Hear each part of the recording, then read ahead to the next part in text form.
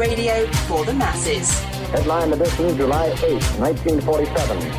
The Army Air Forces has announced that a flying disc has been found and is now in the possession of the Army. If the game is rigged, change the game. Game changer. I occasionally think how quickly our differences worldwide would vanish if we were facing an alien threat from outside this world. This is Fade to Black with your host, Jimmy Church, on the Game Changer Radio Network and KGRA, the Global Radio Alliance. I need your help to get to the year 1985. You're listening to Fade to Black with Jimmy Church on the Game Changer Network.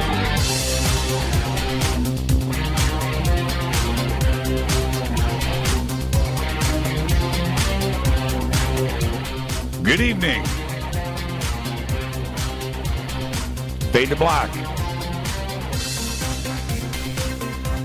Bespoke radio for the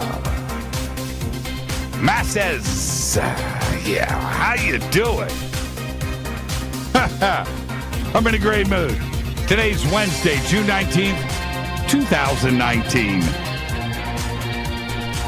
169 days into the new year, just 196 days left. We are live from a bunker somewhere in the middle of beautiful downtown Burbank, California. And I would like to welcome everybody listening all around the world, all across the United States. Hither and thither, to and fro, back and forth, up and down, east and west, north and south, far and near. This is Fade to Black. For KJCR, the Game Changer Network, and KGRA, the Planets. I'm your host, Jimmy Church. What is cracking, everybody? How you doing? How you doing? What a week on the show. We had a very big show that we did on Monday night with Dr. Stephen Greer.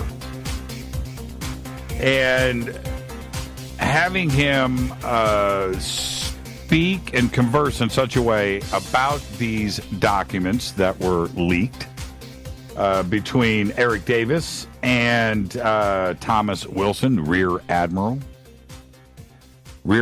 Thomas Wilson, that was a very big deal, and I really enjoyed the conversation, trying to really wrap my head around what is going on.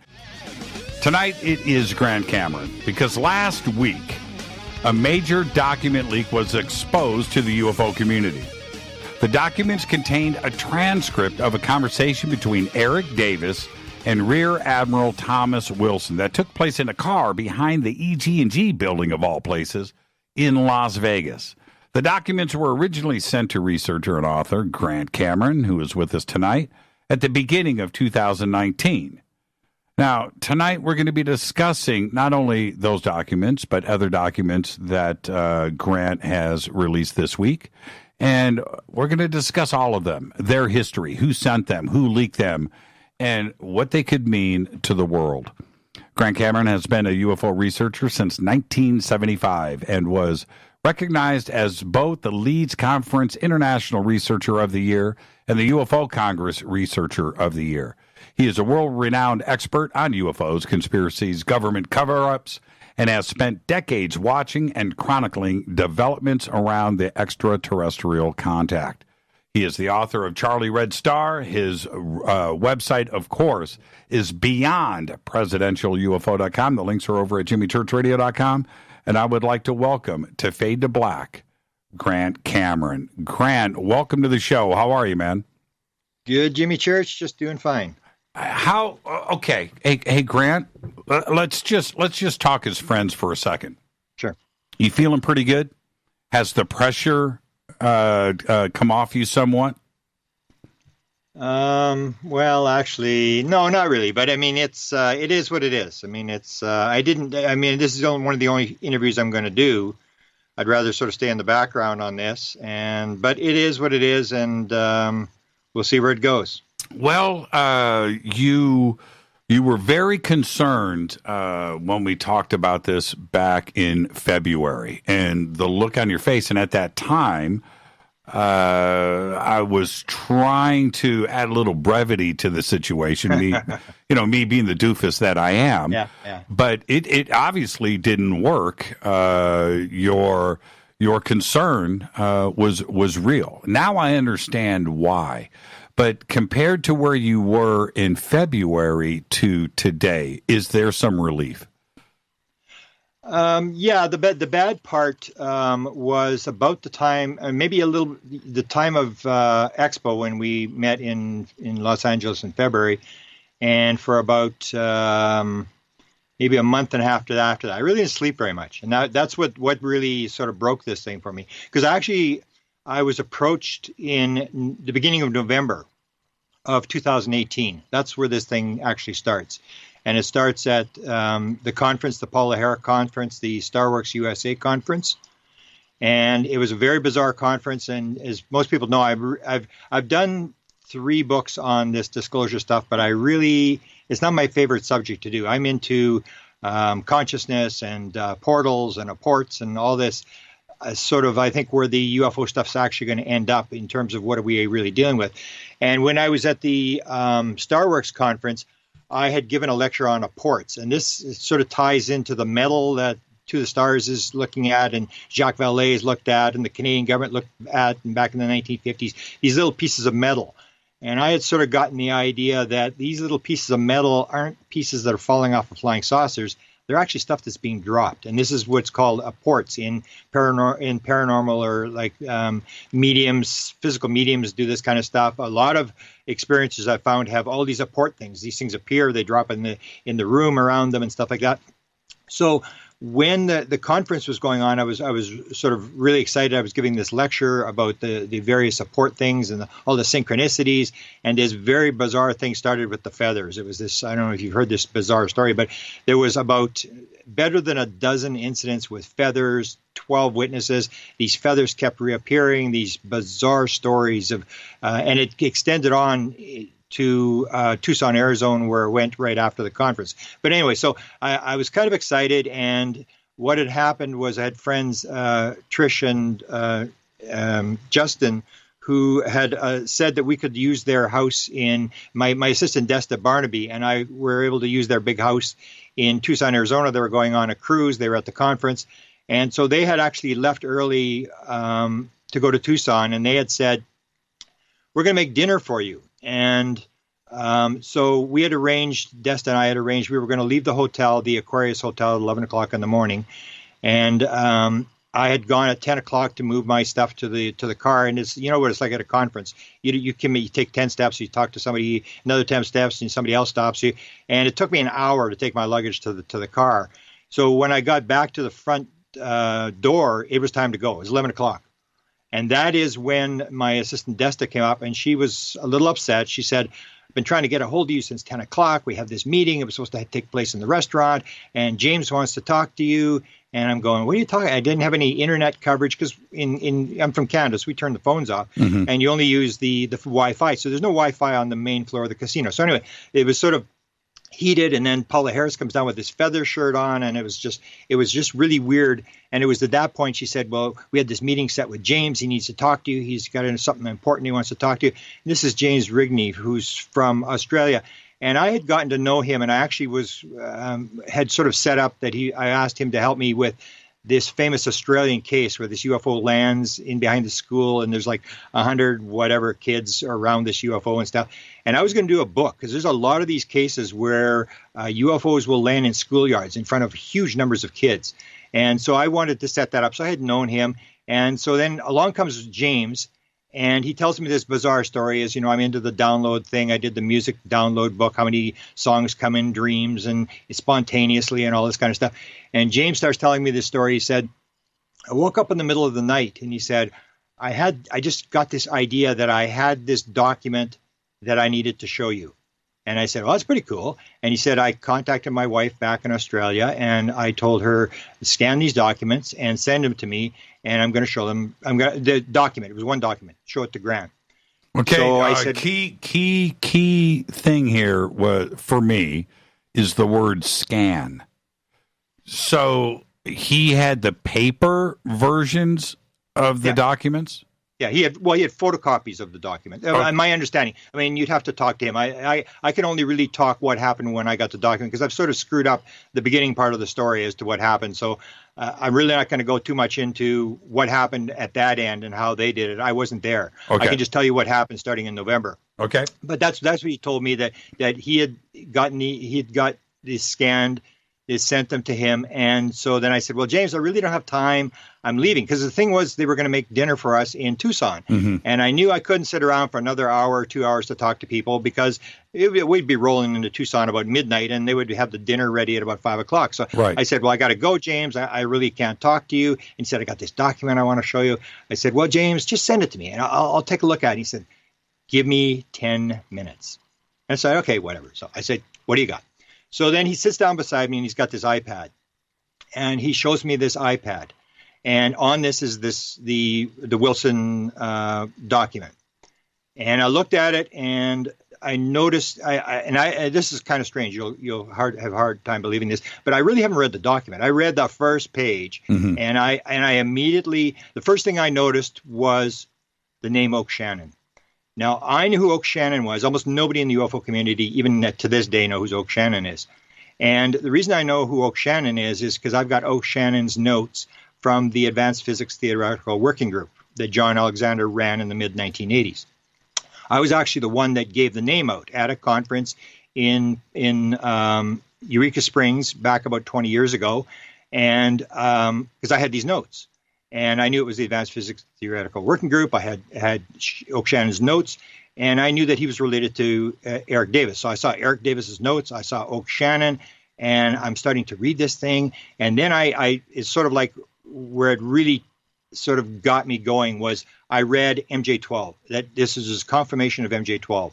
And as people know, I have been working on the MJ12 thing since the 1980s, and it started for us with Dr. Eric Walker, who was the former president of Penn State University, had 14 honorary doctorate degrees, and we approached him with the leaked MJ12 document like days after it was dropped by Bill Moore and by Tim Good in Great Britain, and a researcher from L.A., Bill Steinman, actually confronted him. He said, I've got this document about MJ12, and Walker cuts him off. He says, look, I've known of them for 40 years. Leave it alone. There's nothing you can do about it. You're up against the windmill. You're wasting your time. So from 1987 on, I immediately knew that this MJ12 thing was real, and that they had altered the documents. They had made this sort of plausible deniability. They altered different things, but that the story of MJ12 was basically real. All the documents were altered and phony, but the thing was real.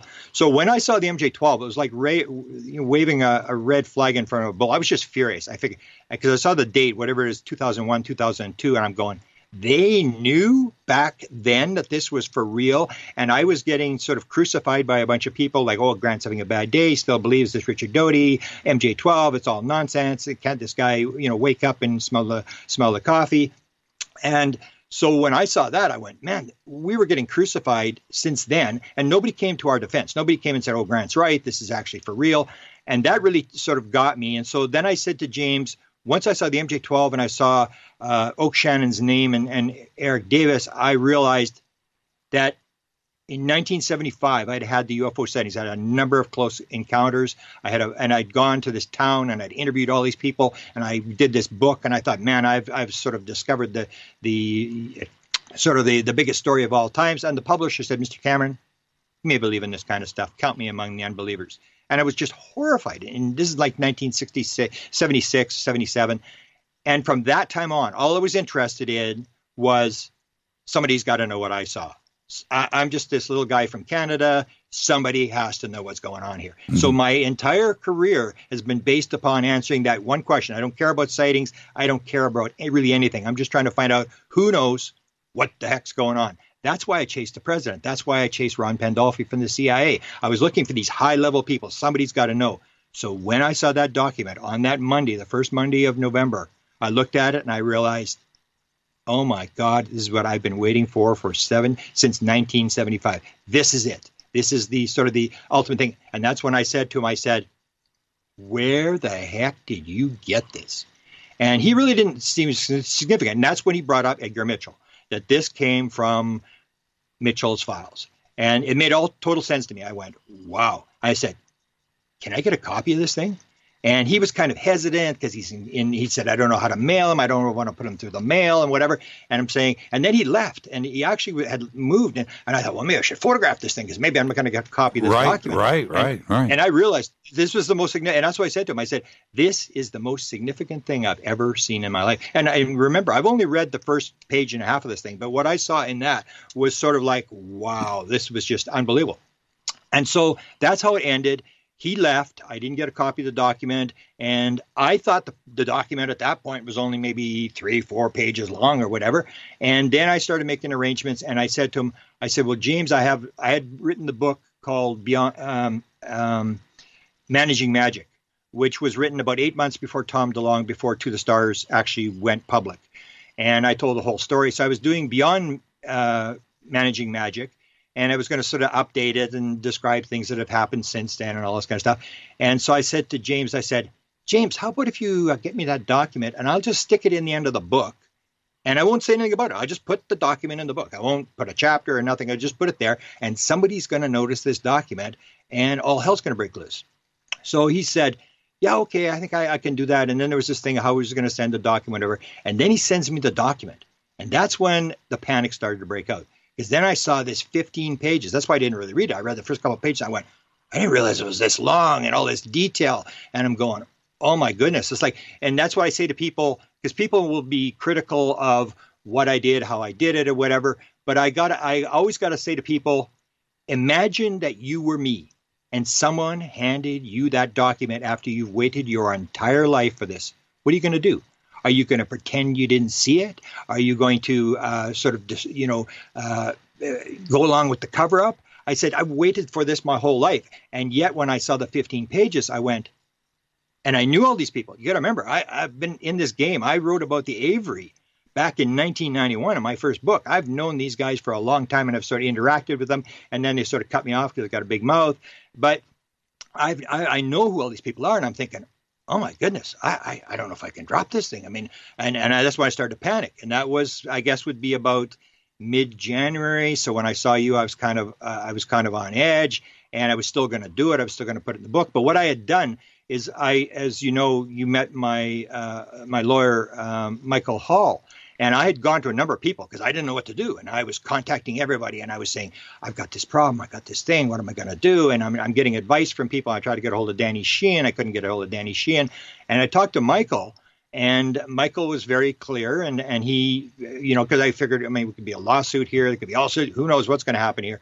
And he said, well, I'll defend you. I'll whatever happens, we'll go into discovery. If this gets things up in court or whatever happens, I'm here for you. I'm going to back you. Then I sort of felt better. And then he said to me, well, do you know for a fact that these documents are real? And I said, yeah, you're right. I said, I'm 90% sure, but I don't really know. I mean, I sort of trust James, and there was no problems in the document that I saw, and because it had this Oak Shannon and the MJ-12, and I'd known I knew Eric Davis was good friends with Oak Shannon, so I said, yeah, I don't. So that's when I planned, and I got my assistant Desta, and we had a meeting. So I said, Desta, we have to have a meeting here. So I got Desta, and then he sent me the second document. I got to put that in. He sends me the alien autopsy document, and then just total panic city. It's like, oh my goodness, and it's like, and then I heard there was more documents, and I'm going, oh. And I'm thinking, like, why did it was like, this was my chance, is what I'd waited for, but then I couldn't do it. It's like, I didn't know what to do. And so then I had a meeting with Desta, and I said, well, Desta, I really don't know for a fact that these things are real. So here's what we're going to do. And I said, here's the documents. I photocopied them all. I gave them to her. We met here in Winnipeg. And I said, you got a black felt marker? I said, here we go. We're going to sanitize these documents. We're going to take all the names out of the document. And I'm going to do the same thing that the government has done right from word go. Right from 1974, they started this thing that I know of. And that's this plausible deniability thing. So you put it out, and it's plausible deniability. So I said, we'll take all the names out of it, and we'll put it in the book. and we'll drop it that way. And then all the people like Eric Davis and all these people have plausible deniability. It's not like I'm cutting their throat or anything, and I'll put it out like that. But even then, I still couldn't sleep. So I went for a period of about 3 months where I really didn't sleep very much. And I was like totally panicked, and I was talking to people. And then the way it came out, because I went back to James. I got a meeting with Desta. We went on a Zoom conference with James. It was a long meeting.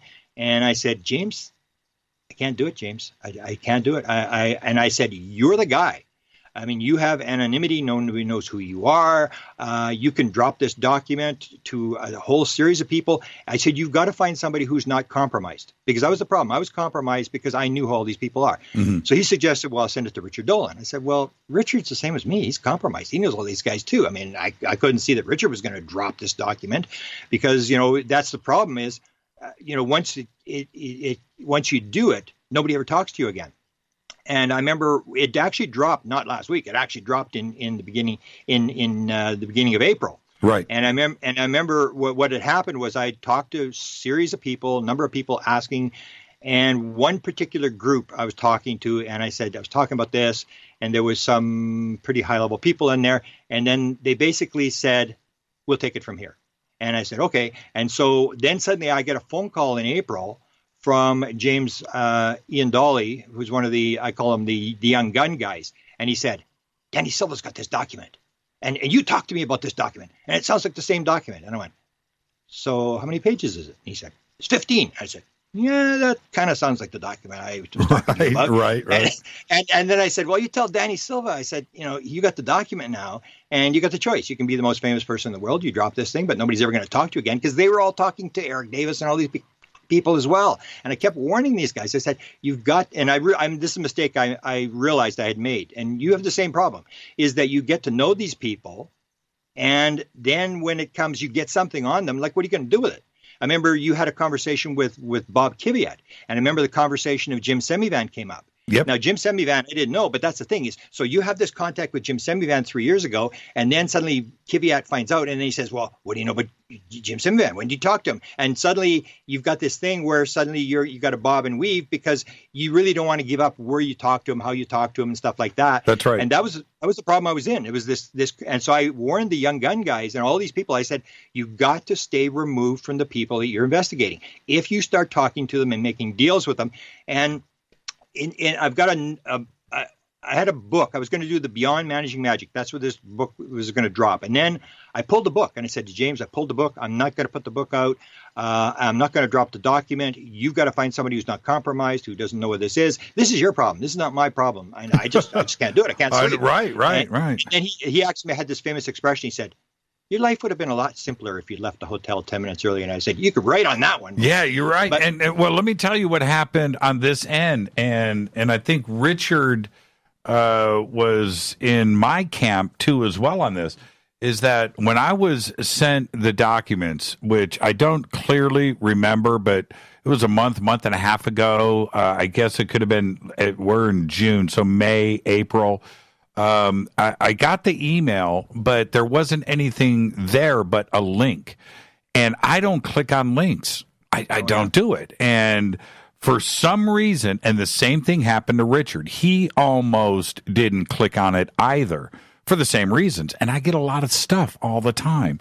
So I for some reason, I clicked on it, and I went and I read the first page. And this is what I did, Grant. I went, man, this is too good to be true. This is just, no. And I closed the email. I didn't read through everything. I read the first page. I went, right? Well, anyway, and then I was sent everything later. And when I got everything later, I went, I remember that. Okay. And then I went and read through it and made it to page 15 and had that holy crap moment. Okay, there's something here. But I didn't act on it. I didn't act on it for a month and a half. As a matter of fact, Grant, I went back trying to find the email, and I clean out my email. I get hundreds every single day, and I think I deleted it. It was some innocuous thing with some crazy email address and server, and there's nothing in the title, right? So it's not like I can search leaked documents. But anyway, that's what happened to me. And it would have broken earlier because I would have called Richard and said, okay, let's what have you got? This is what I got. Let's talk about this. And we could have acted on this sooner. Part of the criticism on all of this, which is what I want to discuss after the break, is that you sat on this since January, and here we are in June talking about it. Why did you wait so long? You kind of explained some of it here. I want to get into it in depth. But did you immediately start to vet the chain of custody here? Did you ask James who gave it to him? Well, right at the beginning, that's the first question I said to him. I said, where did you get this from? And that's when he mentioned it came from Edgar Mitchell's files. And then I really didn't ask him because it made total sense to me. I said, oh, okay, that makes sense. That's where this is coming from. Because I knew that Edgar Mitchell had sat on the board of NIDS, and I knew that Eric Davis was I had talked to Davis back when NIDS was going on. Right. Because he was the chief scientist there. And he would tell me these, one big long conversation I had with him, he was telling me about, interacting with the Avery. And that was my big thing, is all these guys have cycled through all these different programs. So Bill Moore, through John Alexander's group, through NIDS, through Firmage's group, through Bass. It's the same group of people. It's Alexander, it's Hal Puthoff, it's Kit Green, and Eric Davis is sort of the young guy. He came in sort of later, but I knew the link. So when he said Edgar Mitchell, I'm going, oh, okay, because I realized that this was probably a report that had been done for NIDS, and it was that Eric Davis was putting this in. So and I really didn't ask anything more after that. I was just trying to figure out, how am I going to get this document? How am I going to, I was thinking like, wow, this is what I've been waiting for. And James was kind of reluctant at first, and it wasn't reluctant to give the document because he was actually looking for someone to move this document. He was more worried about, how do you move it and all this kind of stuff. He was. But who Grant, if I can, we've got 2 minutes before the break. Yeah. Who is the caretaker of Mitchell's files? Is that person willing to come forward? No, that's where I've sort of messed up, and that's where I'm going to stop talking, because apparently I messed up. I did an interview 2 days ago, and I sort of messed that part of the story up. So I'm now only going to talk about what happened once I saw the document. But I was told the story, but I've somehow got it messed up as to exactly what it was or whatever. So you misspoke? Well, misspoke, but I sort of overstated what I had heard. I thought I heard something, and I didn't hear. The story was it was different than what you were saying. Why did you say this? Why did you say that? So that's where I'm going to say I can tell you exactly what happens on that Monday morning at 11 o'clock when I saw that document and what happened after that. Okay. Before then, I wasn't on the scene. I really don't. I've heard the story. I just know from November. I said, where did this come from? And it was Edgar Mitchell, and I realized he was on NIDS, and that Davis was on NIDS, and all these players were involved in this, and it made total sense to me. Certainly, and so we'll just cover from November forward. We'll cover from January forward. How's that? Let's take a break right here. Our guest tonight, Grant Cameron. We are discussing that UFO leaked document between Eric Davis and Rear Admiral Thomas Wilson. Everything is going to come out tonight. I am very excited about this. Our guest is Grant Cameron. This is Fade to Black. I'm your host, Jimmy Church. One quick break, and we'll be right back. Stay with us.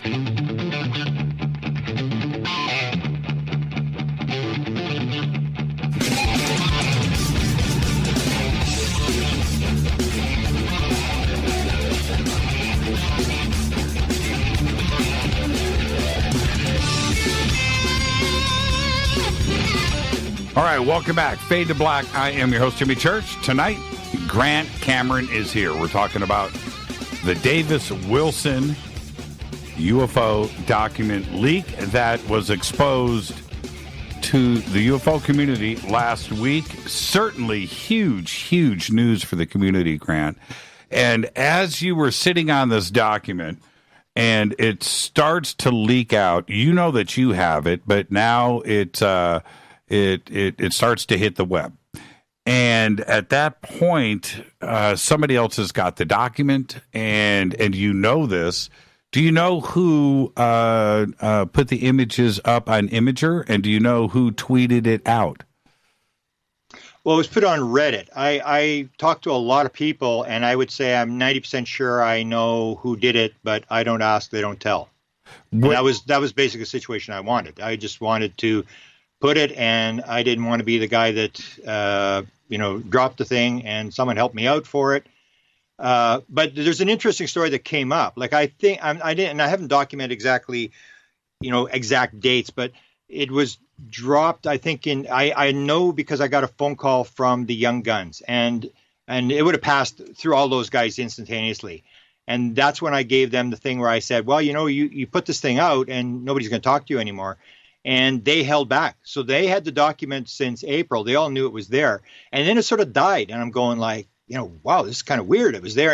And we sort of assumed, or I sort of assumed, well, everybody must have thought it was a hoax. And it's just going to be like another document. Because I have other documents. This is the fifth time this has happened to me where I found stuff in files and people got very furious when I released it. And some of them, I have the Douglas aircraft documents, which I put on a British website, 275 pages of a $500,000 study done by Douglas Aircraft. Nobody's ever looked at that stuff. I mean, and I figure it was the same thing. Oh, nobody's going to pay any attention to this. But an interesting story that did happen that involves you. Okay. I think I hinted at this when we were in Los Angeles. I get a phone call from James, and he says, and I have to document this time, just the first one. I haven't got the second document yet. And he says, Did you give the document to Dolan? And I go, no, I didn't give it to Dolan. He said, he's on Jimmy Church talking about it. And I go, he is? And I'm going, he is? So he says, okay, 2 minutes and 15 seconds in, and it's, the December 18th, 2018. And that's where you ask Richard the question. You say, Richard, do you ever get a document where you go, oh my goodness, and you can't do anything with it, and you saw it, and you've got to just sort of keep it to yourself or whatever? And then Richard goes, yeah, I kind of saw one like that. And he starts describing the document, and I'm going, he's talking about the document. And I thought he had seen something similar. I thought he had seen sort of a earlier version or something. I didn't know he had actually seen. Yeah, I think he had 2 pages of it. Yeah. And that's what I found out later. So that made me sort of feel better because that fits my theory that they floated the thing. So I said, because the thing is now they're going to say, oh, this is national security and you're risking national security. And why would you leak this? And this is terrible and all this sort of stuff. Well, they were floating this thing to UFO researchers. And Richard, in his write-up on the weekend, I think he indicated there was a second person that this thing had been shown to. So they had shown it to him. And then the other thing that was on that interview that he did with you was the first he talks about the document. And then he says, and so I talk, and he's talking the same thing. We're all talking the Avery. We're talking these high-level people who've got former military intelligence people who aren't a group. They don't belong to the government or anything. They're just a bunch of people who were set up sort of with Bill Moore. Bill Moore, like Tom DeLonge, had been given all these sources, and he had been talking to these people, gave them all these bird names and stuff, and these guys sort of got to know who each other's were, and they could trust each other because they had security clearances, and they're trying to figure it out the same as you and I. Mm-hmm. I just called them MJ-12 too. I said, what good? And I even told one of them one time, what good is it if you guys figure this thing out? It's just 24 guys instead of 12 guys know. It's not going to help anybody. It's like guys who are collecting wild game animals, and they're not going to tell anybody except, and that's, so they've worked for many years, these guys. So Richard's talking to these guys as well. And so he talks on your show right after he talks about the document. He talks about asking this one particular Avery guy, so have we got any bodies of crafts? And then the guy says, yeah, we have one. We actually, I think it was, yeah, I know for a fact we have one body. And then Richard says, well, how do you know? And he says, because the source is impeccable. That's the second document. That's the alien autopsy document. That's the one where it's Kit Green. He's the impeccable source, where he's backing up this thing. And then Richard contacts him after that one dropped. And they were putting this stuff out because what happened was Lou Elizondo goes on Fox. And, you're saying, well, it's classified material. You shouldn't be talking about this kind of stuff. Why did you leak this document or whatever? Why did you put this thing out? They're talking about it. People have to realize they're putting this stuff out there. So Lou Elizondo goes and says, we actually have crash saucer material. And it's like, what? I mean, if anything's classified, that's classified. And then Eric Davis goes a day or 2 days later, I don't know what it was, and makes this statement, Lou Elizondo is 1,000% right. So all the people that I've been talking to, including the people that I thought actually dropped this thing, I sent them this Eric Davis quote that very night. They dropped the alien autopsy document onto the internet. So they've been talking about this stuff, and they've done all this. They've done it numerous times. Eric Davis came out and said that he was going after Lazar. Lazar is a big scam, and the crash saucer material is not held at Area 51. And we had a program on back engineering until 1989, and we canceled it because we weren't getting anywhere. And then Hal Puthoff goes on Coast to Coast, and he says, there's actually one crash saucer document out there that's actually for real. It's actually a real document. And this is the thing. They're leaking this. They're gradually, indirectly, it's all plausible deniability, leaking this stuff. So when Richard told this story, then I really didn't feel all that bad, because it was like, oh, they've been leaking this thing. They've been floating this document anyway, almost like the Nimitz thing. They floated that Nimitz video to a German film production company in 2007. Mm-hmm. This is what they do. It's all plausible deniability. You put it out, you pull it back. Nobody can prove it. You put two different stories. So you say it's advanced aviation, and then you go and tell Politico it's advanced aerospace. You tell the New York Times. Then you go tell Politico and Washington Post. No, it's advanced aviation. You say Lou Elizondo retired on October the 4th. And then you put out a press release and say he retired on the 10th. And it's this thing where you put out two different stories.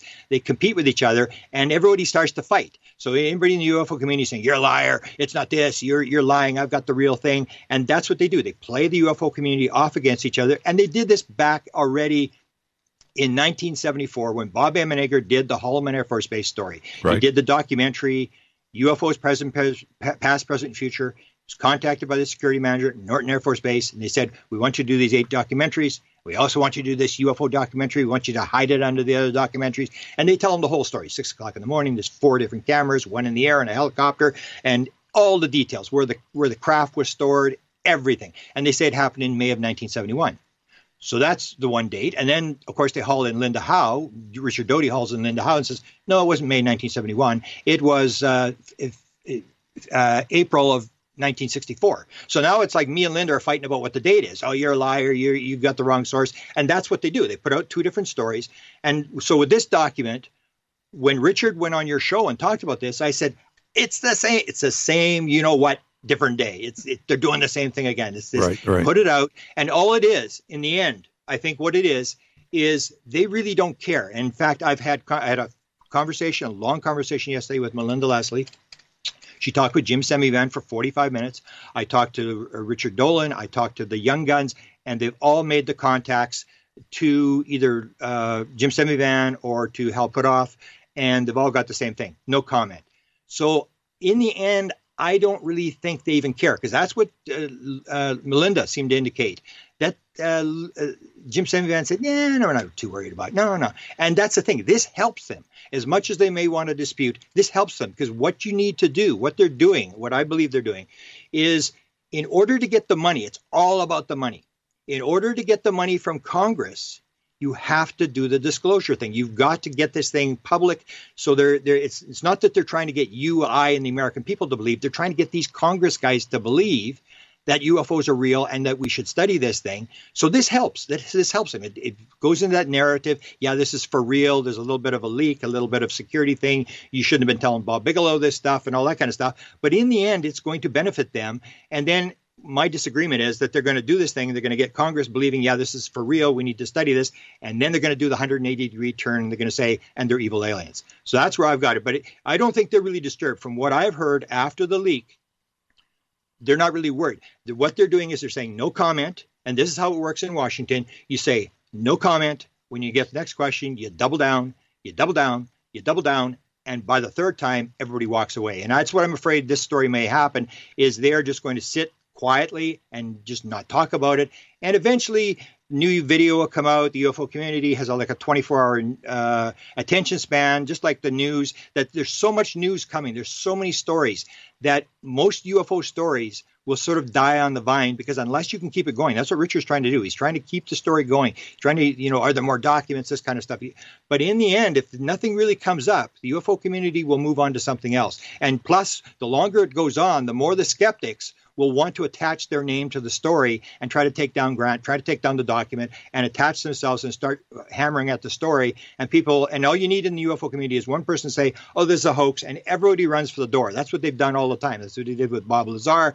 They put people on the base, show them the stuff. They know that when they come out, they're going to get exposed. They don't have degrees, or something's wrong with the story or whatever. The story's not exactly right. If somebody yells hoax and everybody runs for the hills, the story gets out and you don't have to explain it. So it's this gradual, this drip, drip, drip leak, and it's all got to do with the money. It's got to do with getting the American people to believe that UFOs are real.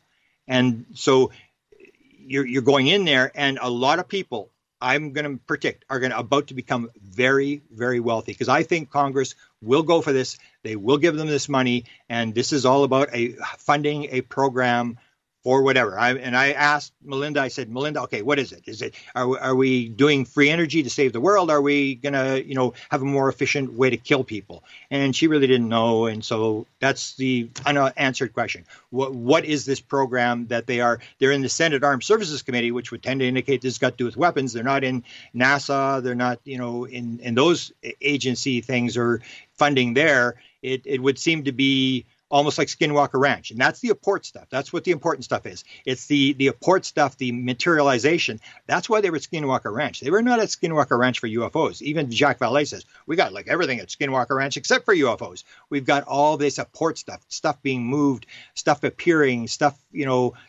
moving through walls and stuff. That's the kind of stuff that just fascinated the Defense Intelligence Agency, and they've been working on it since the 1970s. And that's why I'm so fascinated in this whole thing as well, because if you can understand this thing about portals and about moving from that world, whatever it is, into this world, I mean, that if you're an intelligence agency or a military, I mean, that kind of stuff is really, really powerful if you can make stuff disappear and reappear and all this kind of stuff. Did Dolan, I just texted him to get an answer directly. Did Dolan publish the Puthoff reply? Yes, he did. I'm pretty sure he did, yes. Okay, so we can comment about that. I just asked him if he published it because I don't want to speak about his private correspondence, but if he did publish it, maybe you should wait for him to reply. Yeah. I thought he did, but I can't be 100% certain. I know he read the whole thing to me, and he read it to me too. He said conversation. He had a conversation, plus he got the official statement that he could quote. That he could quote, and I just don't know if he's published it yet, and I don't want to step in front of Richard. To clarify that. I'll wait for him to reply because. Okay, I'm not going to comment further on that. I can't do it. I won't do that to Richard. It's not cool. But this is the thing. What about the timing of this? You started to touch upon that.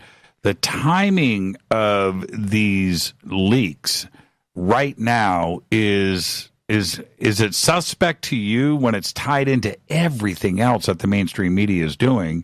And of course, TTSA and their television show and the History Channel, where some of these players are mentioned in this document, and it certainly supports the agenda that is being played out right now in mainstream media. Right? Do you find that it wasn't done last year? It was done now. Do you find that strange? I mean, if it was them behind this, I didn't think so. But there's been, and I don't want to play into these conspiracy theories. Mm-hmm. There's been 4 conspiracy theories since this thing broke. I mean, people are phoning me, it's this person, and I'm going, I didn't hear the name. I can't prove you right or wrong. Right. All this conspiracy stuff they're trying to fill in the gap of, was somebody behind this? Was one of the theories is that, I was set up to distract me from consciousness. And I said, well, I mean, if that worked, I mean, I'm doing 2 interviews under protest. I did the one on Monday, and I really didn't want to do this interview.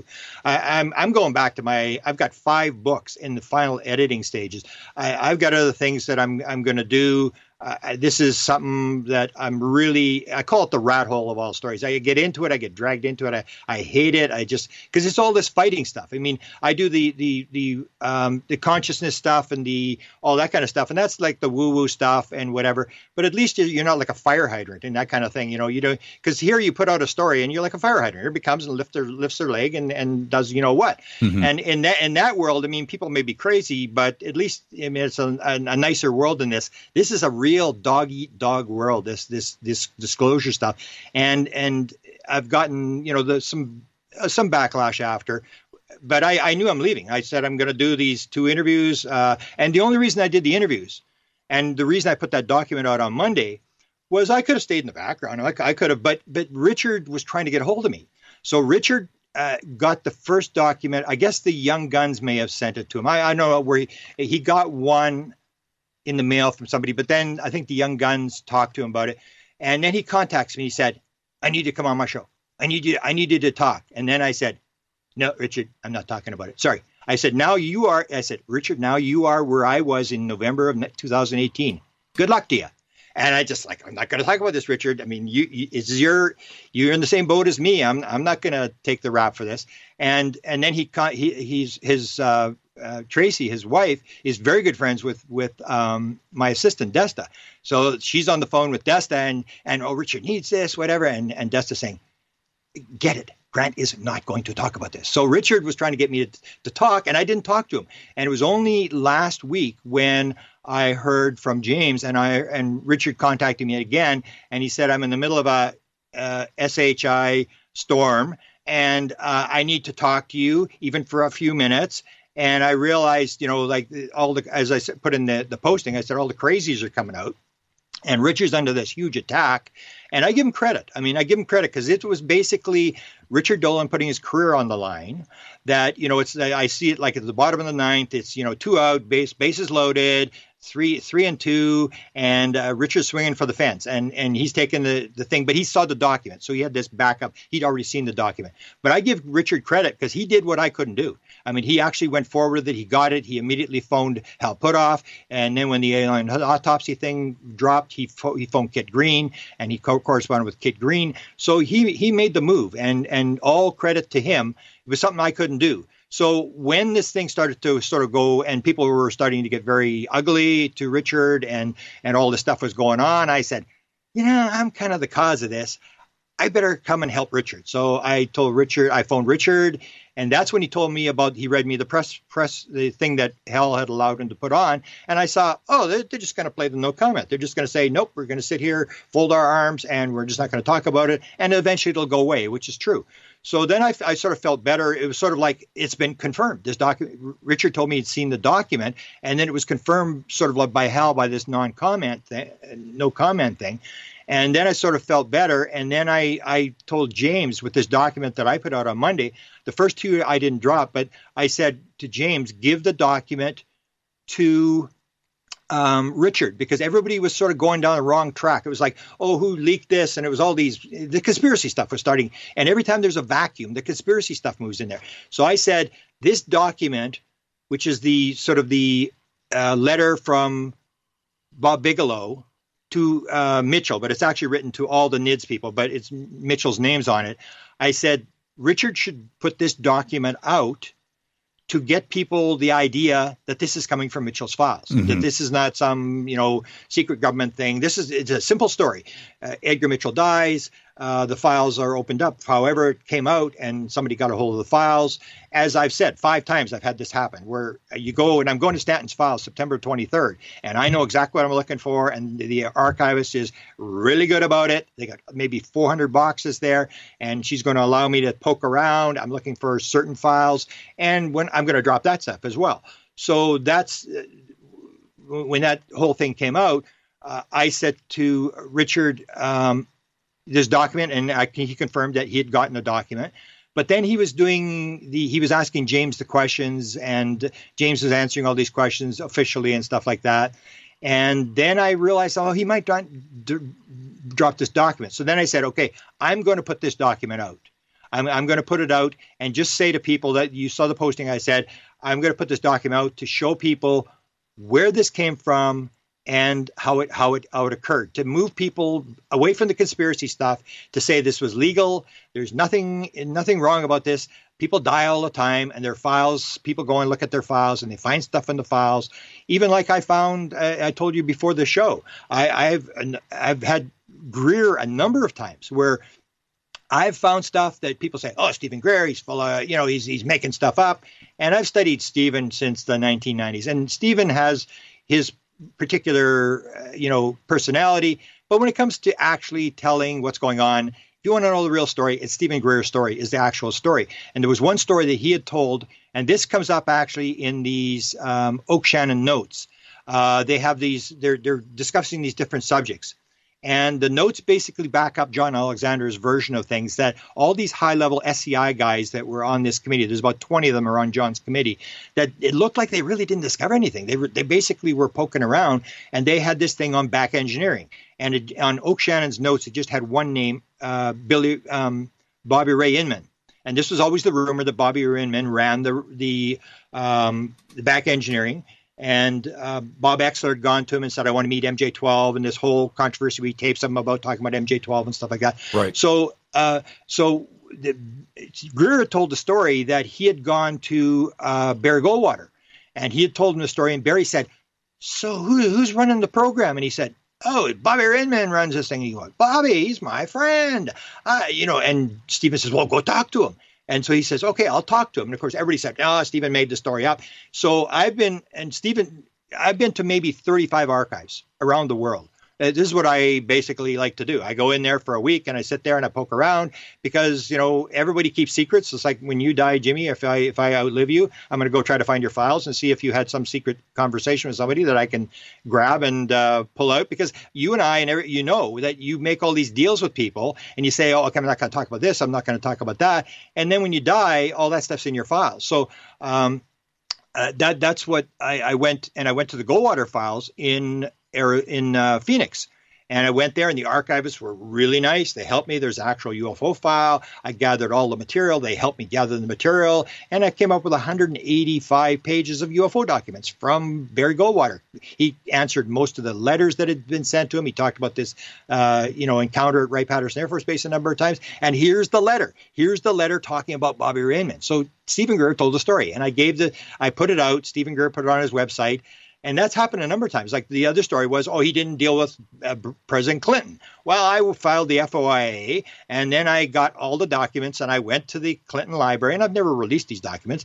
There's 400 or 500 pages of documents from Stephen Greer. The briefing that he sent to the president, he didn't face-to-face with the president, but he sent this briefing and all these attachments, all these documents. And I sat there for a couple of days, and I photographed all these documents. And so I found that almost every time Stephen Greer is right about what he says. And I'll give you the last example, is he talks about the meeting with James Woolsey, and that he met with him for 3 hours in December of 1993 after Clinton came in, and Woolsey said, I don't have access to this, and John Peterson from the Arlington Institute was there, and all the wives were there, and so Stephen comes, and he doesn't release this for about 5 years, and he puts it in a book. Something happened, and he put it in the book, and then, of course, Woolsey and all these guys deny it. No, it's absolutely, Stephen made this thing up, and most people believe this. Oh, Stephen made this whole thing up. And so I was working on that. I filed the FOIA, and I didn't get anything there. But then what happened in that regard is that Austin Fitz came forward. And Austin Fitz tells the story of dealing with John Peterson, who was one of the people who was in that meeting with Greer and with Woolsey. And she's brought on to the Arlington Institute board as a member, and he starts talking to her about all this UFO stuff. And Woolsey's on the board of the Arlington Institute. And at one point he says, would you like to meet an alien? And she thought he was kidding. And so then when she put the story out in an article she wrote, of course, I was gonna publish this, and I got contacted by Puthoff and by Peterson, and it's like, no, you can't do this. Greer's lying. This is not true. And or Austin Fitz is lying. And I said, well, this is the second time. John Peterson said the first one didn't happen, and now he's saying Austin Fitz thing didn't happen. So I sent everything that John Peterson had, and he's one of these Avery guys. He's in this sort of group that they hang around with. And I sent it to Austin Fitz, and I said, okay, John Peterson says this. And she went line by line. I stand by my story. I stand by my story. I stand by my story. This whole thing. And I said, okay, that basically verifies that Stephen Greer was right. That when it comes down to it, if it leaks, they just stand up and say, it never happened, and they keep saying it, and they walk away from it. You just deny the whole thing, and that's what happened. So I found Stephen Greer's account of things. And I've checked a lot of the stuff that he's done, and I've found documents to back it up. And I say, basically, I believe Stephen Greer tells a story about all these encounters that he had, whether it was the Defense Intelligence Agency guy or whether it was Wilson. The story that Greer tells is accurate. Let's take a break right here, because the importance of Greer and the meeting that happened in 1997 and his name being in there, he published it in a book. It's been talked about, but now, if these documents are indeed real, the meeting happened and it was about UFOs. More when we come back with Grant Cameron right after this short break. Stay with us.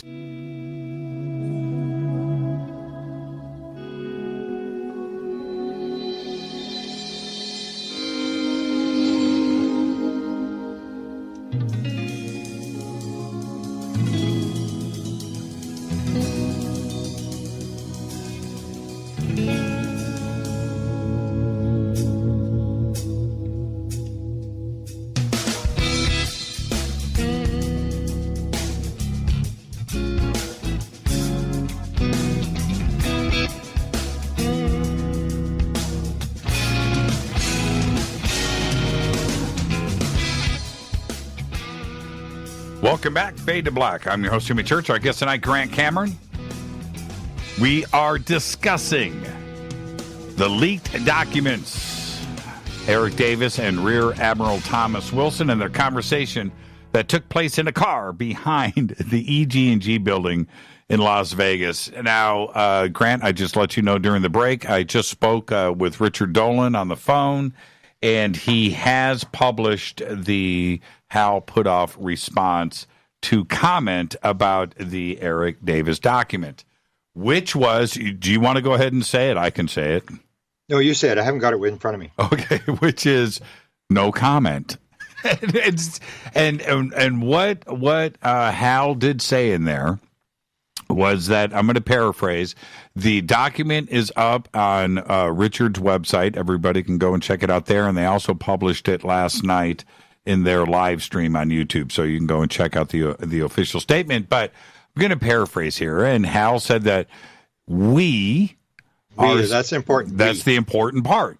We are still under security on this, and we have no comment. And I find that interesting. Number one, the word "we," all-encompassing, right, of the group that is mentioned in the document. But the second part about this, Grant, which I find very interesting, which wouldn't be under any security clearance or oath, which is, you can say that the document is fake. That's not under any security clearance, right? But that's not what they said. They said, we have no comment. Now, what are your comments on Hal? Well, they're in a difficult position. I mean, if you take a look at Hal and Kit Green, they may have the longest held top secret SCI clearances in the country. You got to remember, they go back to 1971 or 70 or whatever. Like Kit Green was the control officer for the CIA for the remote viewing program. That's right. And they've held these very high security clearances. And that would be so you're playing off against, were they happy that this thing leaked? Versus the fact where, when you look at both of them, whether it's the Wilson document or whether it's the alien autopsy document, basically when you look at it, it's stuff for Bob Bigelow. And so their security clearance is going to be a questionable thing. Was he didn't have a security clearance, so why are you telling Bob Bigelow this kind of stuff? And if you go back, and I was there when this stuff was going on, and Bob Bigelow would bring these guys in. When he had NIDS, he had these guys as advisors. So he'd bring in John Alexander and Kit Green and Valet and all these guys, and he had them as paid consultants. This was not a volunteer operation. So these documents, especially the alien autopsy document, you'll see it's a memo from Eric Davis to Bob Bigelow. Now, Bob Bigelow didn't have a security clearance. He may have a security clearance now, but I don't think he had a security clearance then. And so the question would be, you had these top secret security clearances. Why were you talking to Bob Bigelow? Why did you leak this? So there's going to be that backlash, and that may be what it is. What Semivan, and you'd have to, get it from the horse's mouth, but Melinda told me yesterday that when Semivan talked about it, he said, even more sort of vague, he said, if there is one line in that document that is classified, we have to answer no comment to the entire document. So I give you even more. But then she sort of asked him, well, are you worried? Well, no, we talked about it. No, we're not really worried, just say. And then you start to wonder, like, this is going to help them. It's really, as much as they may be in a situation where they were talking about classified material, that's where I go back to this thing where I said before, where Eric Davis goes on and talks about the fact that we had a crash saucer program until 1989 and we shut it down, and that the crash saucer material is not Area 51. And Hal comes and talks about this document that's real and stuff. And you're going like, well, if anything's classified, this is classified. This is the most classified stuff, which almost indicates that they were allowed to go and say this kind of stuff. And that's what they want. They want people to know this crash saucer material and stuff. It's all plausible deniability. And so they're doing the fictionalized thing. So you're in Hollywood, and this is how they do it. It's like Chase Brannon, if you remember the Chase Brannon story. I do. Chase Brannon says, if you want to read a good book, no, he says, if you want a good read my book. If you want to learn something, read between the lines. And he talked about when he did the book, and there's different versions he's told, between 2 and 8 times he went through the security board at the CIA and they reviewed the book. So if Jimmy Church saved the United States from a nuclear attack by Russia or whatever, and you're the secret spy and you could never tell your story, you go to the CIA and say, I'd like to tell the story. I'd like my grandkids to know. And they say, okay, Jimmy, you can tell the story. You just change the dates, you change the names, you change everything, and you can tell your story. So they're doing the fictionalized version. It's this plausible deniability. And I have a book.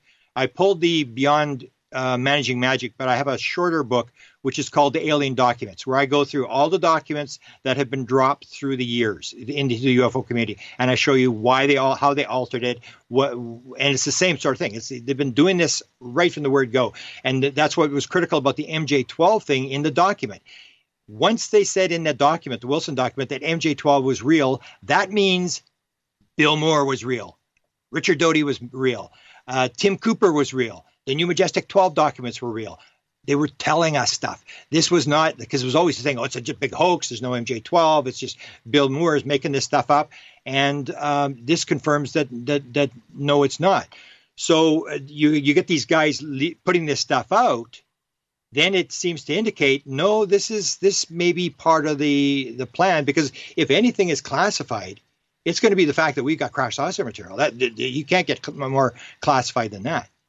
The story here, which I think is important, and we need to explore this in detail. I don't think the community is fully understanding the significance of the backstory, which is Oak Shannon. We need to discuss who Oak Shannon is. Oak Shannon put together, it appears to me, Grant, that Oak Shannon put together this meeting between Eric Davis and Wilson and set this up. If that is indeed the case, then why is it important for Oak Shannon and the group? I'm talking about Eric Davis and Hal Puthoff and Kit Green and everybody else that is around John Alexander, to put together this meeting to extract the meeting that happened at the Pentagon back in 1997. It was important for these guys to get this information. So let's discuss that. The community doesn't understand the group here and what their agenda was. So let's start there. Was it Oak Shannon that set up this meeting between Eric Davis and Rear Admiral Wilson? Well, that's what I've heard. Again, I have to say I haven't really read the document. I just saw it and I, sort of ignored it once I saw how long it was. But Oak Shannon, these documents were given to me maybe 15 years ago under a condition that I could release them at a certain time. So this is this plausible, this is this leaking thing. So I was given this. And so Oak Shannon allowed his notes to be put out there, that these would move, or Eric made this thing. So I knew he was sort of an important guy. He was kind of a key guy, that because you got to remember that Davis is sort of the junior guy. Davis is, I don't know what his age would be. So he graduated in 91. He had the UFO sighting. And all the rest of these guys are like in their 80s. I mean, you're talking Hal Puthoff and Kit Green and John Alexander. These guys, they're sort of the old crew. And Davis is a second generation. But what you got to realize with this whole thing is that these guys have been around and have known each other and have had, they used to call it bird chatter, that they would sort of talk with each other. And I would see the odd email back in the 1990s. And then I got cut off, or I didn't, whatever. I didn't see anything more after that. But I would see some of the stuff and I'd go, wow, these guys know stuff that there's no way I know. But when I saw the document, I thought, wow, they know way more than I ever thought they knew. They got it all figured out, which really made me upset, was because we're being done in by our own people, that our own people knew what was going on and they were keeping it secret for whatever contracts, patents, whatever they kept it secret.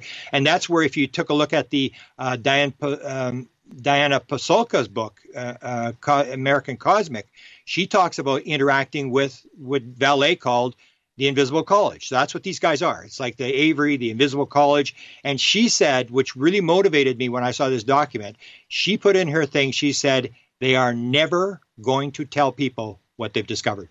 And I go I'm 65 years old, and, my understanding in school that never is kind of a long time, and I can't wait for never to come. And so it was the old deal that I knew back then, that these guys knew stuff that they weren't telling people.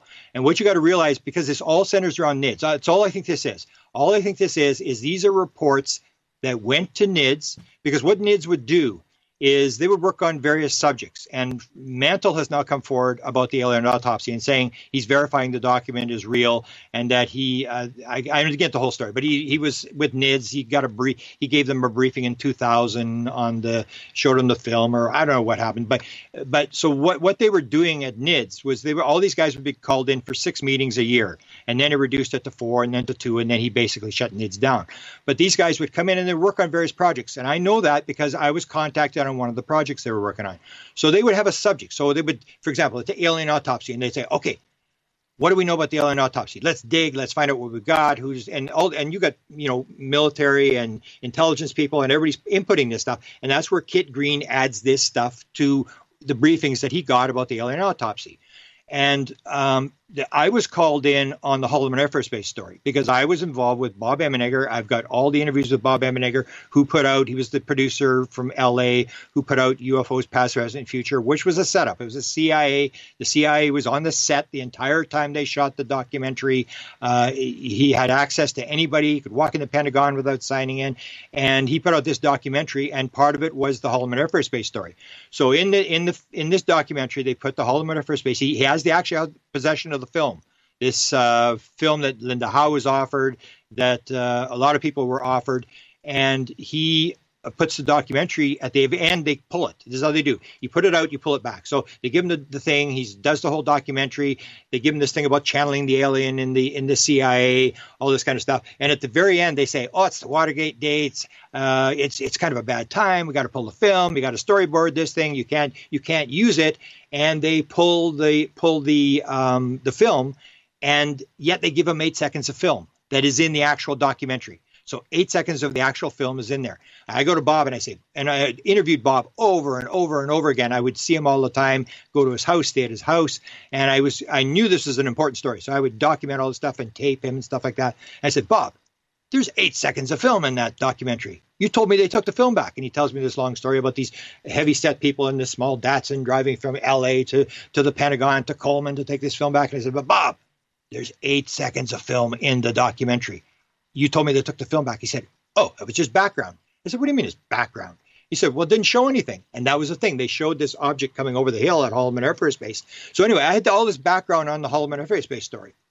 So what happened was it appeared in this documentary called UFO Cover Up Live in 1988. This is another one that was done. It was again done by Gray Advertising, a front company for the CIA, and they had put this second documentary out, and they had talked about this Emenegger, Alan Sadler, who actually saw the film, who was the security manager at Norton, and all the people who were involved were on this set. So they talk about it, and then Senator Chris Dodd people are contacting him. and they get furious and they say, we need to find out what's going on. And he files an FOIA and he's trying to find the Holloman Air Force Base film. And he finds out it's in a Navy sink, and we still don't know what that means. So anyway, I have all this background on the Holloman Air Force Base. So at one point, NIDS decides they're going to find out about Holloman Air Force Base. So I get contacted by, I guess it was Eric was doing the contact, and it's like, what do you know? What did Bob tell you? And I tell the whole story, and they tell me they're bringing Paul Shartle into Las Vegas to interview him. So that's what they're doing. They're doing these various projects, and they would try to figure out, what about the alien autopsy film? What about crop circles? What about cattle mutilations? And they would take these various subjects and they would go through it, and they did consciousness. Bigelow put $3.7 million into consciousness studies. They had all these different things that they were trying to figure out. So those are the documents. These are the two documents. They were, I believe, were both reports that had gone, and all the NIDS people will have them. All the people, the central people, maybe not all the NIDS people, but the central people will all have these documents. And all they did was they forgot to go pick up the documents from Mitchell when he passed away. That, he had these in his file because he was on the NIDS board. And it was, that's my understanding of what it is. Now, I may be wrong, but I just think there's... Well, let me jump in. So what you are suggesting, which is what I believe is the case, and certainly Richard Dolan does too as well, is that everybody in... this was 2002...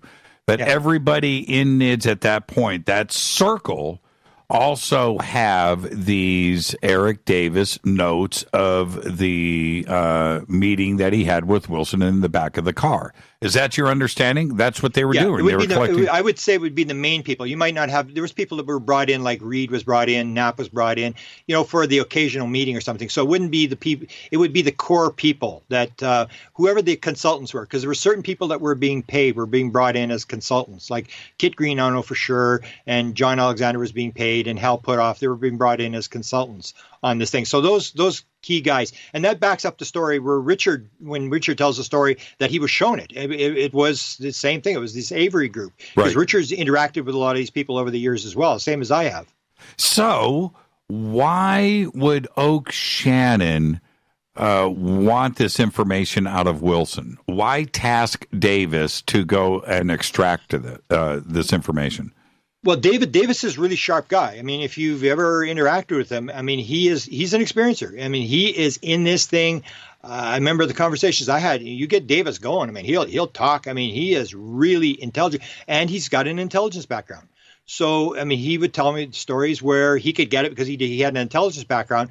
So that was the deal. He could go in, and he is really, I mean, an excellent researcher, one of the best I've ever seen in terms of he was determined he was going to figure out what was going on.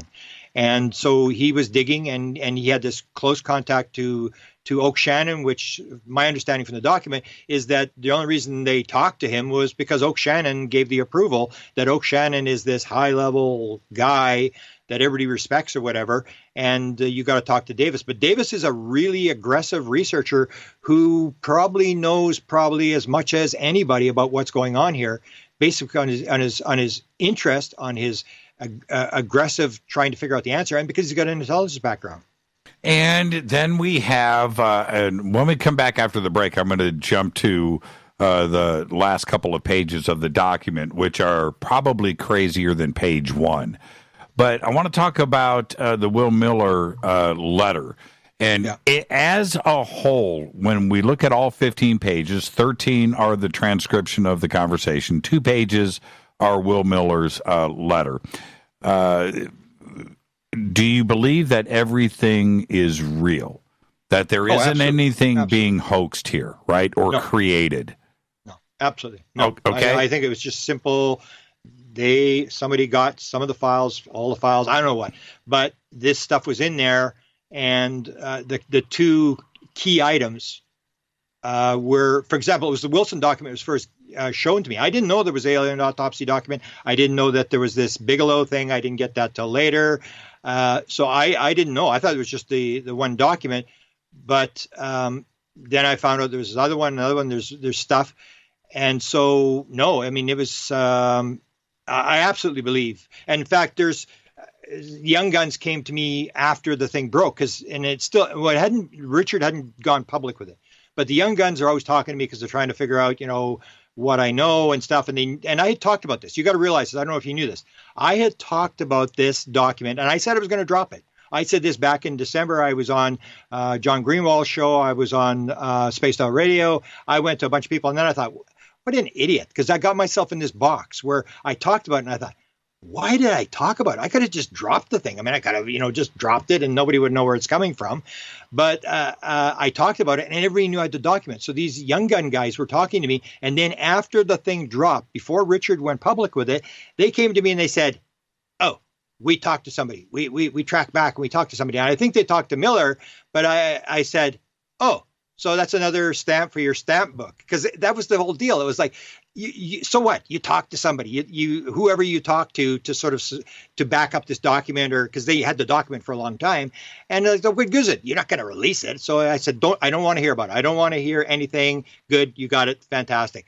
So there was people doing this kind of stuff, and the one thing I forgot to mention, and which put a lot of pressure on, like I wasn't sleeping and I didn't know what I was going to do with this thing, and then suddenly my friend, who sort of knows Ron Pandolfi at the CIA, says, oh, Ron was talking to me the other day. He says, you got some documents. Ron wants to know, has Grant got some documents? Do I know what he's got? And I'm going, uh-oh, the walls are closing in. Right. And then he says, can you send me the document? I said, no, I don't think I'll send you the documents, because I was afraid he might give them to Ron. And I figured, because I'm not an American citizen. I mean, I don't have any sort of protection or whatever.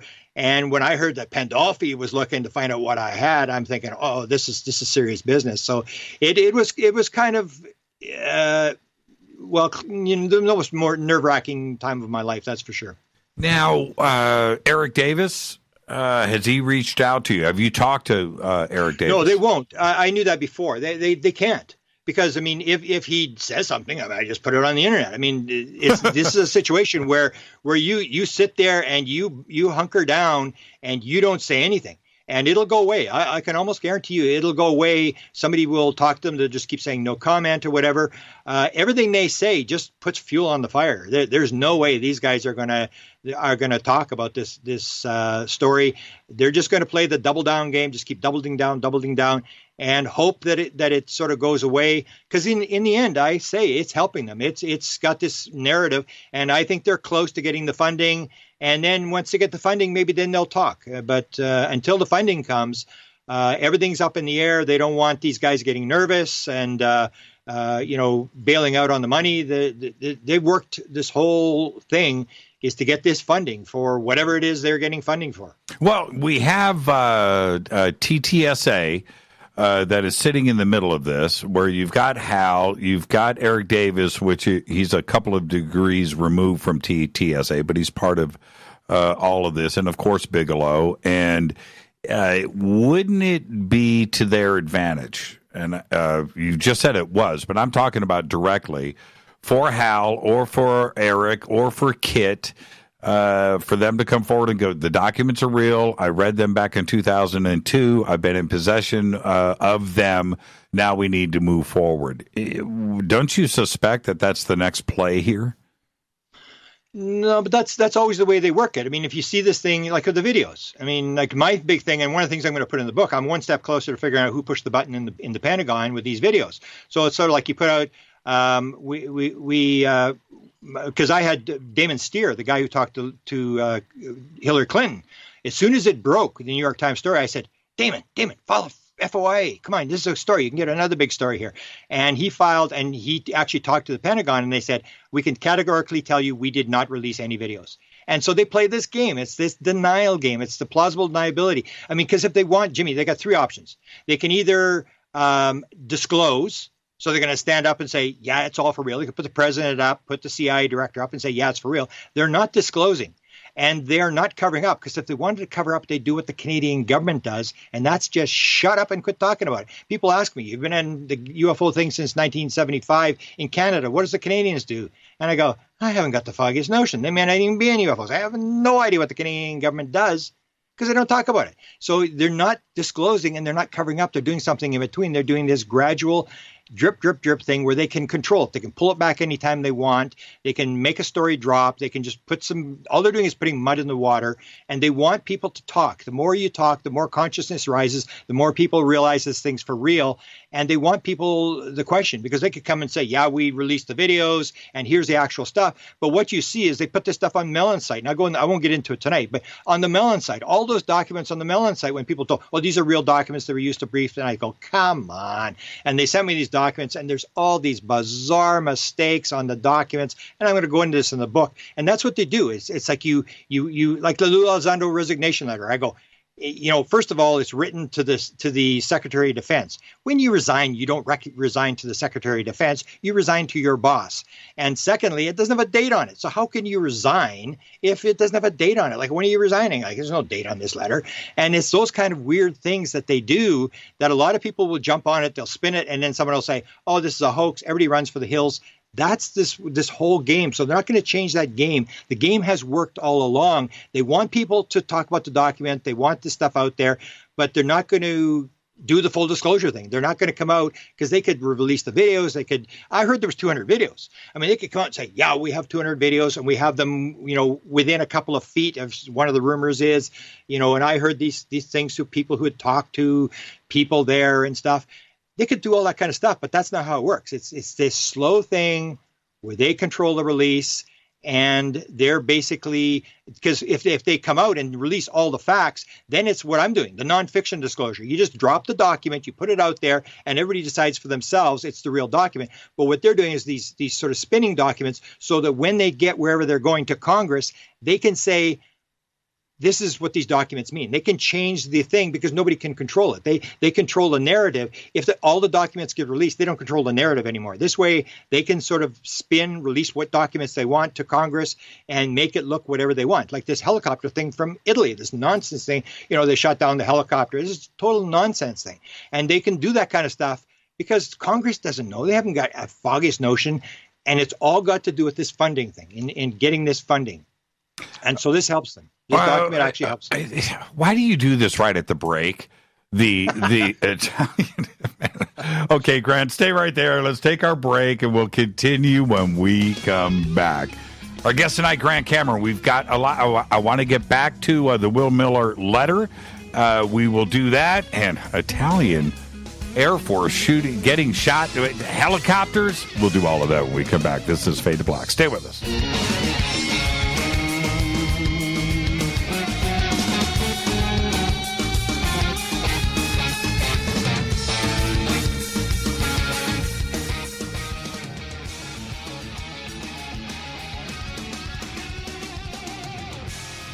Welcome back. Fade to Black. I'm your host, Jimmy Church.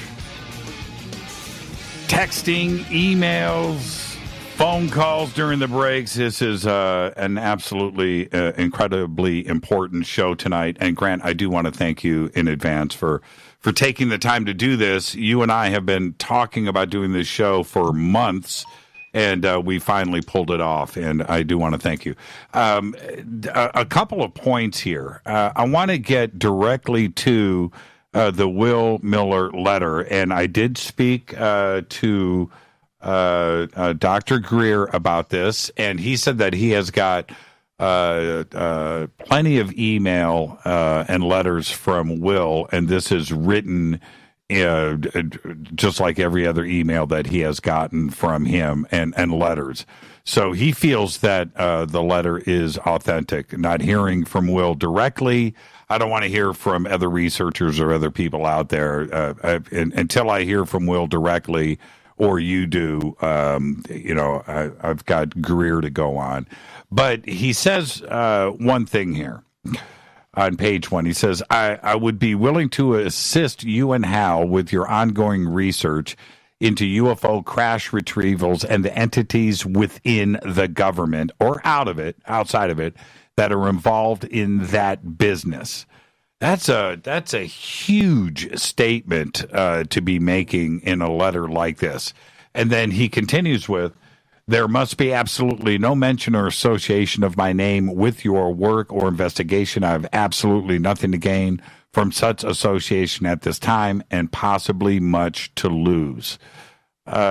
pretty strong statement coming from Miller. And when you read this, what was your reaction? Well, I already knew about Miller. There's actually an interview that Stephen Greer does with him. It's a 50-minute interview. I'll probably look it up here and send you the link, where he interviews Will Miller, and Will Miller goes through the whole thing. He tells the whole story of the briefing and more. He talks for 50 minutes about Stephen, about how these programs work, and he's very open about the whole thing. So I already knew, and that's where he says, for example, and that's one of the things I brought up that nobody really paid any attention to. Will Miller says, and you'll see the thing that was important to me was the MJ-12 thing, which means that it's all been real. All the Bill Moore, all that stuff, it was all planned. And so Will Miller says in this interview with Stephen Greer, he says, he talks about how they kept postponing, and because Edgar Mitchell had to take an interview in New York, that's why the thing shut down. Otherwise, it would have kept going for whatever, another hour or two. And he said, and as I'm leaving, David Wilson's assistant comes up to me and says, you know, you guys were talking about that MJ-12 thing. Yeah, we know about that. He says, but we here at the Joint Chiefs of Staff do not have a need to know as to what they're doing. So Will Miller says this right on this interview with Stephen Greer. He's been pretty open. Now he has to run. I think even in the letter there, I think it says, someone had said, oh, he had made a denial or something like that. But in the letter, he actually says, if I am confronted, if this leaks and I'm confronted, I will deny it. So, but Will Miller, if you look at this interview with Stephen Greer, he's really open. I mean, he tells all sorts of bizarre stories about stuff the government's been doing, very, very open. And in closing, and this is, for me, one of the most interesting parts of all of this document, was he's trying to chase down this pepper spray company, right? And that, of all things, has nothing to do with UFOs or anything like that. But that makes this, for me, authentic. That I find that a very strange thing to put in the letter, unless it's real, right? What did you think about this pepper spray company? Well, as I said, I didn't read that part of the document, but that is what you look for in documents. You look for things that can be substantiated either by something you know that nobody else knows. That was the whole thing with the Oak Shannon thing and the MJ-12 thing, that I knew that Will Miller had confirmed this. But those kind of things is what you look for. You look for things that, if you're going to hoax a document, it's usually pretty obvious, where you try to keep it to the point, and you have things that are wrong. You can sort of pick up, well, this never happened, or stuff like that. Like the ones that were on Chris Mellon's website. I mean, it's just like, I'll give you an example. If you remember the story of the girl, okay, so you got the girl that appeared on Unidentified. Mm-hmm. And it's like, oh, we discovered her. She's coming under, and you'd have her name and her risks, her career, and this big build-up stuff like this. One of the documents that was released on this, I don't know if you know the Chris Mellon story, where Chris Mellon has all these documents on his website, and a guy by the name of Twitter Jay discovers these things. And he goes, what the heck is all this stuff on? And he downloads all these documents or whatever. And then he sort of makes it public. And then suddenly TTSA says, oh, his website was hacked. And they got these documents off. And these have all these bizarre documents that have mistakes. And the one was where they have this girl. So it's a document, has this bizarre classification on the top of it. And it appears to be like a report that they're doing on the 4 pilots from the Nimitz. And so the first one is her, and it's got her name, and all the young guns say, oh, we took her name out, and we were national security, and we're trying to protect her, or whatever. So everybody immediately takes her name. But in the document, they have her name, they have her phone number, they have her address, they have her email, they have everything. So, and they have her age. And so that's pilot number 1. Pilot number 2 is Fravor. And so they got Fravor, about 38 years old, maybe in Massachusetts. I can't remember. I don't know the exact details, but it was like all the other pilots. It was like they didn't know how old they were. It was like maybe 40 years old, maybe 38, maybe lives in Massachusetts, maybe lives in North Carolina. And yet this woman, everything. It's like please. I mean, I'm surprised they didn't supply them with the phone to give her the phone call. I mean, that's what they wanted. They wanted someone to go after her, the new witness. And you see this kind of stuff where it's very obvious, like the resignation letter where there's no date, and he misspells deferred retirement and stuff like that, where you have these sort of obvious things where you're going like, come on, guys. I mean, you're writing a letter to the Secretary of Defense to resign and you don't date the thing. I mean, this is crazy stuff. So you're right. That kind of stuff, that's what you look for in documents. But the way it was presented to me, it was just like, it just made sense. It's like, oh, okay. I mean, that's why I put in the thing when I posted that document on Monday. I didn't really say it. I just said, do you ever wonder where Edgar Mitchell's documents went? And that just sort of says, like, when I heard it, I go, yeah, it makes sense. I mean, his documents are there because as I said, I've gotten 5 examples. I've an eyes-only study for President Johnson, which I still haven't released. I got 300 pages. I was given 100 pages, all the photographs of this. And this was a guy by the name of Frank Rand, who did a study for President Johnson on UFOs. It was an eyes-only study. And the people that were on this 8-member committee were the same guys. There was, for example, Tom DeLonge. When he started, he had Robert Weiss, the head of Lockheed Skunk Works. Well, this program that they were doing, the guy was writing a book, and he dies before he finishes the book. But he's got this book, and he's telling the story about running this program for UFOs for the president. He's going to put this stuff out, and he has the guy before Ben Rich. The head of Lockheed Skunk Works. So he's got the same guy. He's got the head of NRO as one of the people. Kelly Johnson, and he has the head of NRO, and Tom DeLonge has a general from NRO. He has Art Lundahl, who was the guy before Kit Green. He has it's like if you're going to run a UFO program, you need the head of Lockheed Skunk Works, you need the head of the Weird Desk at the CIA. And they had a 4-star general. DeLonge, I think, only had a 2-star general. They had a 4-star general from Wright-Patterson Air Force Base on this committee. And that came out of a same thing. Someone dies. His niece picks up these documents. She doesn't know what to do with them. The ones I got from Douglas Aircraft, it was the only time I've never been threatened, and I never had anybody come to me and say, I'm a whistleblower. I'm going to violate my security clearance, and I'm going to tell you everything. And so when this guy came to me with the Douglas Aircraft documents, he said, okay, he gave his first name. I can't tell you my last name. And I'm going, oh yeah, right. Finally, I've got somebody who's going to leak me some documents from the government. And as I started questioning him, I said, well, why are you not in jail? That's the obvious question you got to ask somebody. If they say this is classified material and I'm telling you, the obvious question is, well, why are you not in jail? I mean, it's classified. You took an oath to uphold the Constitution and obey the law. Like, why are you coming to me to release the most classified material in the world? And so finally, the guy says, oh, no, they're not government documents. They're from Douglas Aircraft. And it was run by Bob Wood.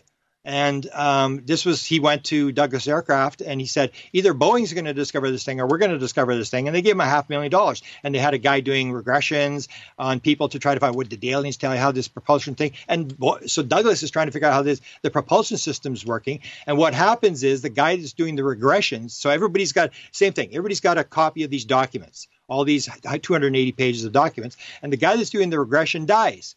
And he lives in Washington, and he has a farm, and the documents are in the barn. And then the guy that buys the barn finds these documents and says, "Oh, I'm going to sell these on eBay." So he sells them on eBay for $29. And this guy comes to me with these documents, and we put them on a website in England. All these documents about Douglas Aircraft doing all this experiment. In fact, Stanton Friedman was working on this project as well, and they were trying to figure out the mathematics and talk to experiencers and stuff. And they're trying to figure out how the propulsion system worked on this thing. And then in the end, they decided they couldn't get anywhere, and they dropped the program. Same as the eyes only study for Johnson. Basically, they knew nothing. According to this study, they knew nothing. They knew UFOs existed, but it was James McDonald that was pushing this thing. He was the guy, and I've seen his files a couple of times at the University of Arizona. He was friends with Johnson, and he was pushing for a UFO study. And so Johnson, and it was typical Johnson. He said, "Okay, this is it. Now get him off my back." And that sounds just like Johnson. Like, get this guy off my back. I'm giving him his study. But the study didn't get anywhere. Same as the Douglas Aircraft study didn't get anywhere. And that's what John Alexander said they didn't get anywhere. And then Eric Davis comes out and says in 89 they shut it down because they couldn't get anywhere. And over and over again, I've seen this, that more I see these sort of documents that really nobody knows about, it's like there may be this dark black project, and that's what's happened. So the black world that nobody has access to, even maybe the president can't get access to, they're running it, and it's like, so to the stars realize they can't get that released. They can never break through that secrecy. They're never going to release what the black world knows. So they make this proposal with the black world is, okay, let's run a second program. So that's why I say Lou Elizondo, you say, well, Lou Elizondo ran a UFO program. Or he ran the UFO program. No, he ran a UFO program. They probably have 50 UFO programs, and the black world is never going to acknowledge to the program down at the bottom, to the ATIP program, no, we don't need your program because we're already working on this, because that exposes the program. So you could have all these programs. They don't know there's all these other programs, and the guy at the top in the black world is just gathering this stuff. So you make a deal with the black world. We won't expose you, but you give us some material that release some of the material from the black world, so we can convince everybody in the UFO world or the public that this is for real. Then we'll get some white world funding and we'll spend some more money because we got $725 billion defense budget. There's lots of money. Let's have another program. And so the black world says, okay, we'll give you this material and you can run a second program and pretend our program doesn't exist, and you can bring it into the white world because we're not going to give you our stuff. That's exactly how it runs, isn't it? I mean, it just makes total sense. Yeah, everybody's making money. Like, that's why, and this whole thing, what's happening with this funding. And I always point this out, and people still don't listen. I was at the Eisenhower Library a number of times. And when I went there, I said, I'm going to get all the UFO documents. And I go in there and I book a week. So I'm going to be in there for a week. And I'm finished the UFO documents like in about 45 minutes. I'm going, oh, my God, what am I going to do for the next 4 days? So then they have these oral histories. And what they have is, so Jimmy Church is the chef for the president. So then they come to Jimmy Church and say, Jimmy, what was it like to be the chef? Did the president ever come in at 3 o'clock in the morning and steal food? What was his favorite food? And they interviewed these exit interviews, and they want all these people who work for the president, what it was like to work for the president. And they're called oral histories. So there was all this controversy about the military-industrial complex. Beware the military-industrial complex. So I look it up because it's all indexed by people and it's in by subject. And I haven't been there for 10 years, but I actually looked, and there was actually 7 people, including the president's brother, Milton Eisenhower, who'd actually talked about this speech. And they all asked him, they said, so what do you think that meant? What do you think he was talking about with the military-industrial complex? And they all said the same thing. They all said it wasn't the military-industrial complex. It was the military-industrial congressional complex. And they had pulled the congressional thing out of the speech at the very last second because they didn't want to offend Congress. So the speech is beware the military-industrial congressional complex. And the way it works is what they're doing now is you tie it into Congress. So you get a bunch of senators who've got jobs in their district, and then you're never going to shut this thing down. And the prime example they have is the Abrams tank. There's actually a funny article was written. It was like, thanks, but no tanks. And they could not stop them from building Abram tanks because you had people with jobs. So once you get the Congress involved and you get this loop of money, the Congress is making money, their people are making money, the contractors are making money, the lobbyists are making money. It's this vicious circle that he said, beware this thing. You're never going to shut it down. And it just gets bigger and bigger and bigger and bigger. And that's why they're tying it into Congress, because once it's in Congress and the money's there, then people's jobs are at stake and you're never going to be able to shut it down.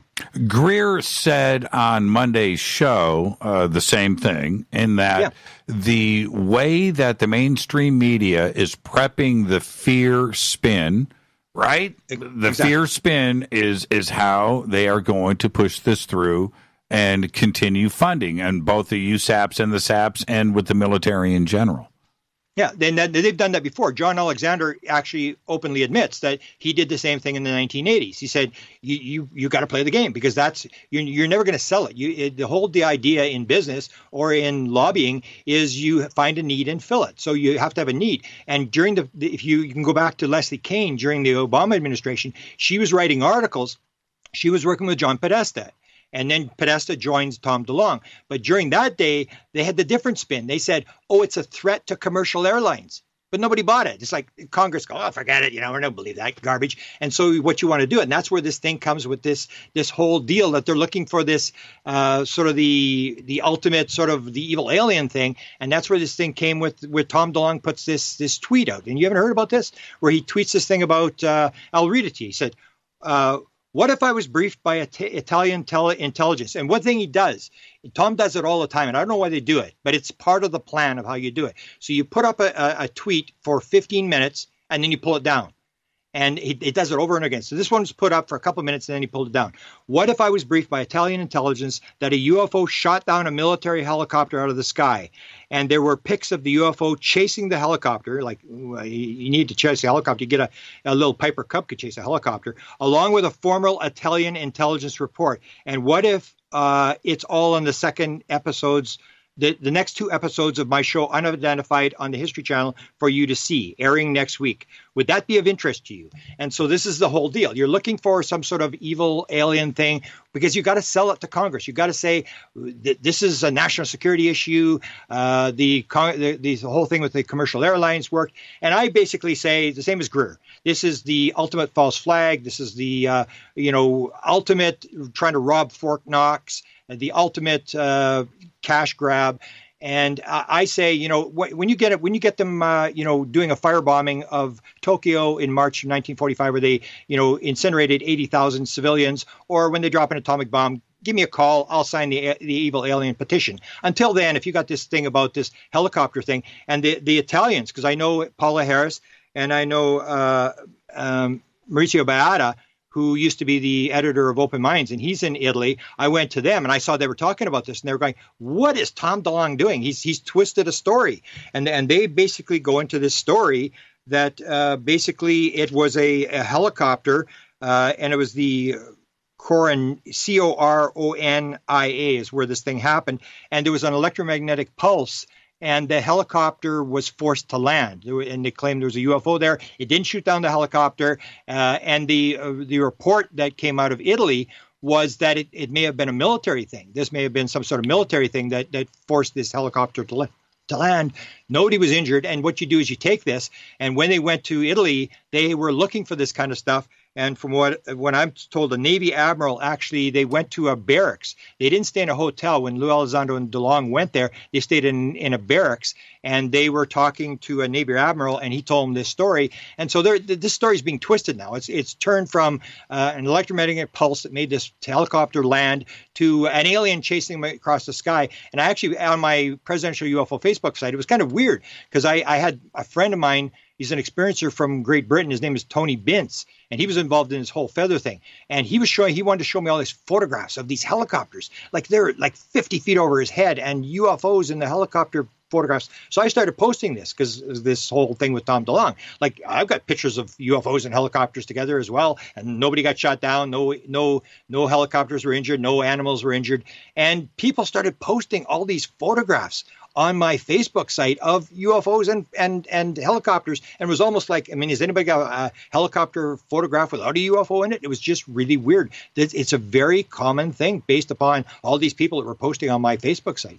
Is it that, because this is important here, where we're talking about disinformation or the spinning of a story or using the mainstream media, or in this case, the History Channel, to project a certain situation, right? A certain mindset here. And in the case of UFOs, are something to be afraid of right now, and especially with our military.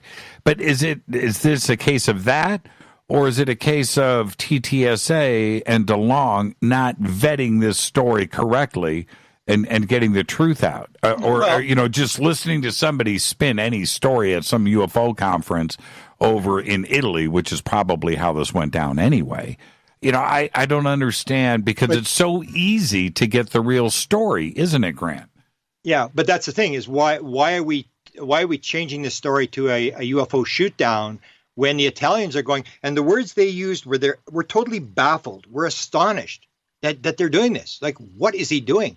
But he was on your show, and I've promoted this interview you did with Tom DeLonge. And if you remember, at the end of the second hour, you said, well, what's important? Where should we go? And he goes, Starfish Prime. Yes. And you said to him, you want to go there? And Tom says, yeah. And he tells this story about detonating this atomic explosion up in the higher atmosphere, and it brought down this UFO. And then he says, they can't take EMPs. And he starts to laugh. And then he says, we're going to, these little ankle biters. Well, Tom has this bias that he had, and I think maybe even on your show, but at one of the shows he said they may not have souls. This is this whole idea about the small grays, the robotic small grays, that they may not have souls. And so this is this idea of separation, that they're not like us, that they are these bad guys. And Tom has this thing. He has this belief, and a lot of it is belief. Maybe it's not that they're doing the disinformation thing. There's a lot of guys. You had the whole thing with the people in the Pentagon who believe it was the devil. I mean, there's people who actually believe that, there's these, there's evil Mexicans and there's evil, Japanese and there's evil North Vietnamese. And these are belief systems that people buy into. And what I say is going on now, this is the Colin Powell briefing. This is what's going on now in Congress, is like you went and you go in with Iran, and you say, okay, or Iraq, and you say, they got the weapons of mass destruction, and here's the evidence and this sort of thing. And you're selling it. You're selling a program, find a justification for war, whatever you want to call it. But it still comes down to the money thing. But I believe that a lot of these people do believe that there are actually evil aliens. And I say, you find something that is equivalent to dropping an atomic bomb or something, then I'll start to believe it. And then the Italians say the same thing as Jacques Vallée says. The Italians say it was concluded, no threat to national security. When Jacques Vallée talks about the Nimitz, they're playing up the Nimitz, this evil Nimitz. I mean, it was 30 miles off the coast. So you could say the UFOs were fishing in international waters and were attacked by F-18s. It was in international waters. And so the question is, they're playing this out to be like the evil aliens that were sort of sitting by the Nimitz there. And Jacques Vallée pointed out very clearly, he said, it was 15 years ago. Get over it. I mean, no, they didn't do anything. It's like there's no national threat. John Alexander says there's no national threat. But if you say there's no national threat, then, Jimmy, you're not going to get any funding in Congress. You have to make some sort of thing that's going to scare the living daylights out of people. Otherwise, you aren't going to get any money. Leslie Kean tried it with John Podesta with the commercial air traffic, and it didn't work. And so you're going to go this route. And even if they don't believe it, like John said, I didn't believe it, but I used the same thing back in the 1980s. Well, and it happened in that the story from the beginning, from the New York Times all the way through to today, was the threat to national security. Even in the Elizondo retirement letter, he brings up, the heroes of the military that are being threatened by this, and he's very concerned. And it's all been fear, fear, fear, fear. Somebody posted earlier today, we got to take a break here in a second, but somebody posted today that in Nick Pope's, I think it was Nick Pope's recent Fox interview, that they counted the word fear 11 times and threat. Right. And that, I think that is the consensus. There are some out there that would say no. That isn't the case, that they don't have the same feeling. But that's the vibe that I get. Let's take a break right here, Grant. Let's go into overtime. You knew this was coming, sir. Yep. So thank you. Okay, let's do it. Yeah, we got more to do here. This is Fade to Black. I am your host, Jimmy Church. Overtime with Grant Cameron when we come back. Stay with us.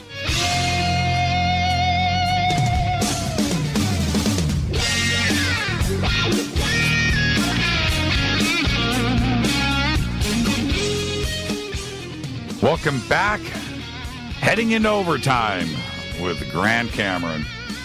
Amazing conversation tonight. So much information here. And Grant, I need to do this. I want to go to page 15 of the document because of this transcription, because they're talking about Gansler here. And Thomas Wilson says that Gansler said UFOs are real, so-called alien abductions not real. Now, everybody in the community is going to this particular statement. First off, what do you make of it? Well, it doesn't make any sense based upon all the experiences I've talked to. Greer talks about this fake alien thing, and I remember him telling the story when he was in, I think it was New York. We came back from Europe, and they tried to grab him with this technology that they have.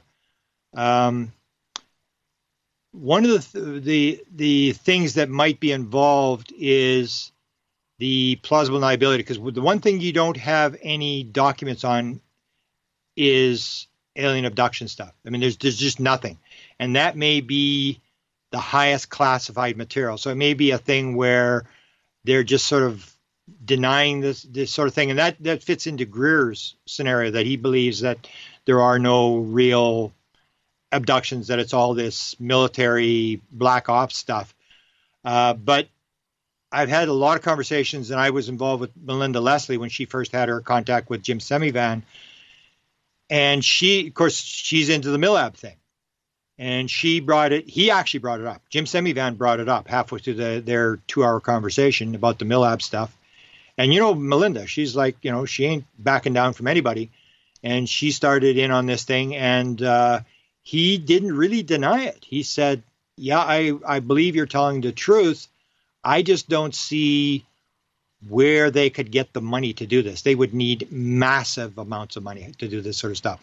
And she was sort of going with him and saying, you're out of the loop on this thing. And this comes down to this idea, is there an actual really black world where even Jim Semivan can't get to it, and he can sort of just poke at it and try to get stuff? So I would follow Melinda, because Melinda is talking to him all the time, and this is part of the conversation they're having. But I would say that the alien abduction thing is the most classified aspect of the whole thing, maybe even more than the crash saucers and all that kind of stuff, because you really don't see any documents. You've never seen any documents on alien abduction stuff. You see stuff on everything else. I'm just guessing at that. But it does tie into the Greer thing, which is pretty far-fetched. That it comes down to, if they're doing this stuff where they're building little aliens and they're doing all this kind of stuff, like, where you get the money? I mean, you'd need tens of thousands of people, and how do you keep this all secret to do this major operation where you're grabbing all these people? Because if you look at the Free Foundation stuff, you get they get 6,000, and if you look at the messages that they're getting, it's only 9%. And I say, that's not zero, but it's getting pretty close. 9% believe it's evil. So if they're doing this evil thing to scare people, the experiencers aren't being very scared. Most of them think it's the greatest thing that ever happened in their life. 83% of all experiencers say, if I had the chance to stop it, I wouldn't stop it. They're getting all these angelic messages. In fact, last weekend is an interesting story. Last weekend, I have this event that I host on the internet, and I bring in experiencers, because experiencers are sort of on their own. They have nobody to talk to. So I say, okay, I have this Zoom conference. You can come on, you can turn off your camera, turn off your video, and a bunch of experiencers are going to be on there. And if you want to talk, you can talk. You don't have to. And I had a guy from the Roosevelt show up from the gimbal, and he was on the board, the ship. And I had heard from another guy that he was going to come on there and told me a little bit about the story, about the fact that he believed that this encounter, these UFOs, were there partly for him, that he's part of this story. He didn't even want to talk. I tried to go to the story about what happened, about the video and about the ship and all this, and was Lou Elizondo there? There's all these rumored stories. And he said, I don't want to talk about that. He wanted to talk about the message. He's putting out a book about these messages. So if you look at the experiencer messages, it's all very positive. I mean, you get these, 75% believe reincarnation is involved. 40% say they've answered everything in the universe. Right. 42% they've got these downloads. That doesn't sound like the evil alien thing, that they're abducting people to scare people, because vast majority of people think it's a great thing. It's a kind of a misnomer to think that abducted people are very, very scared. They're scared the first time they get taken. The more times this thing happens, the less fearful they become. And that's sort of an illusion that these people are all scared. So it wouldn't make sense to be abducting people, because the messages I'm hearing from the experiencers, and I say those are the people you got to talk to, because those are the people that are interacting with whatever this intelligence is. And they're getting these messages, they're getting premonitions, and I say they're getting these drops. I think the metal is being dropped. We're being given hints. We're being given all sorts of stuff by this intelligence. I want to talk about the alien autopsy leak for a couple of reasons. One, I don't believe that film is even remotely real. I don't think there's anything real about it at all. That's my opinion. But Kit Green, a professional pathologist that has done numerous medical procedures and autopsies in his life, and and is a consultant on this with the Pentagon and probably with the CIA as well. For him to say that this film is real, I was taken aback by that. I'm not going to question Kit Green's eyeballs because that's not what I do. I'm not in the medical field, but I questioned that for a second. What did you make of it? Well, one of the things I've had a number of discussions with Dolan, like we'll hang out at hotel rooms and stuff, and we have these conversations, and because we both dealt with these guys. We'll have these conversations where we're almost like the Avery. We're talking about people that nobody knows who they are, and we're sort of telling each other who we're talking to and stuff like that. And we always agreed with Kit Green. So you can say, okay, Richard Doty said this, or so-and-so said. And it's like, but when Kit Green says something, both of us agreed. When Kit Green says something, that means something. Kit Green is not a type of never fools around. In fact, when Dolan went to him, he didn't deny the document. He didn't deny the document was real. He just said, they lied to me. The thing's not real. What they told me was, he admits that he was told. He's just saying what they told me was not real. The government lied to me. So you have that. Plus, and you go back to that interview you do with Richard Dolan. Listen to the second part where Richard asks one of the people, he says, what about, do we have an alien? And the person says, yeah, we have one that I know of for sure. And Richard says, well, how do you know? Because the source is impeccable. That's Kit Green. He's the impeccable source. And that's why that the other person that Richard talked to believed that this is for real. And I say the document's real because that actually shows us what we're dealing with. It's way more than just saying UFOs exist. And that's when I was going to do the original book, Beyond Managing Magic, what I was going to put on the back cover is, do you ever wonder why Bob Bigelow went on 60 Minutes and said, I know for a fact there are aliens here? And she said, well, you're afraid. I don't care what anybody thinks. Do you ever wonder where he got that? If you look at the top of that alien autopsy memo, that memo is addressed to him. Mm-hmm. And it says, we have an alien. And that is why I say Bob Bigelow had the confidence to go on 60 Minutes and say, I know there are aliens here. I don't care what anybody thinks. I know for a fact, because he believes Kit Green as well. And the only reason Kit Green could get out of it after Dolan approached him was not to deny the document exists or no comment. He just said, they lied to me. Yeah, that was there, but no, they lied to me. The government lied. That's the only way you could think. And what's he going to do? I mean, security clearance is on the hook. Everything. He's in a box, and he's got to think fast. Well, okay. You don't believe that the alien autopsy? Do you think the alien autopsy film, the Ray Santilli film, is real? I would say I didn't believe it until I saw the document. Now I believe it's real. But there's another thing that you got to realize. There's another story, and that's the Maloney story that was told a number of years ago. And this is this high-level photographic guy from Great Britain who tells the story. And when you listen to him tell the story, there's no way he's lying about the story. And when the alien autopsy came out, he came out and told the story. He said, I was brought to the Disney Corporation, and there was this Kimball guy, one of the 9 animators for Disney, was big time into UFOs. Big time. He had all sorts of collections and stuff. He's the guy that went and told the story that Disney had done the documentary and they'd offered him film. The same thing. They'd offered him film and documentaries, and at the very end they pulled the film and the video and stuff, and he was forced to do this documentary. And so Maloney says, I was in Los Angeles and I was at the Disney house or wherever they had this thing, and they sat down, we want to show you something, and they played this video. And he said, it was the alien autopsy. He said it was the same film, except the only difference was that there was a live being that was crouched on the floor. Now, this is a high-level guy who filmed for the Queen. He's a high-level guy. When you hear him telling the story, and you start to realize, like, yeah, this may be real. I just go back to Kit Green. Kit Green is the impeccable source. There's no other way you can describe this guy. And there's other stuff that's leaked. I don't know if you've heard the video, the audio. There was an audio that leaked. And Kit doesn't fool around. I mean, he doesn't, play games. There was an audio that was leaked with a woman who is an intuitive, that they're doing this whole thing with experiencers. They're doing the DNA and all that kind of stuff with Nolan and Kit Green. And this audio leaked out.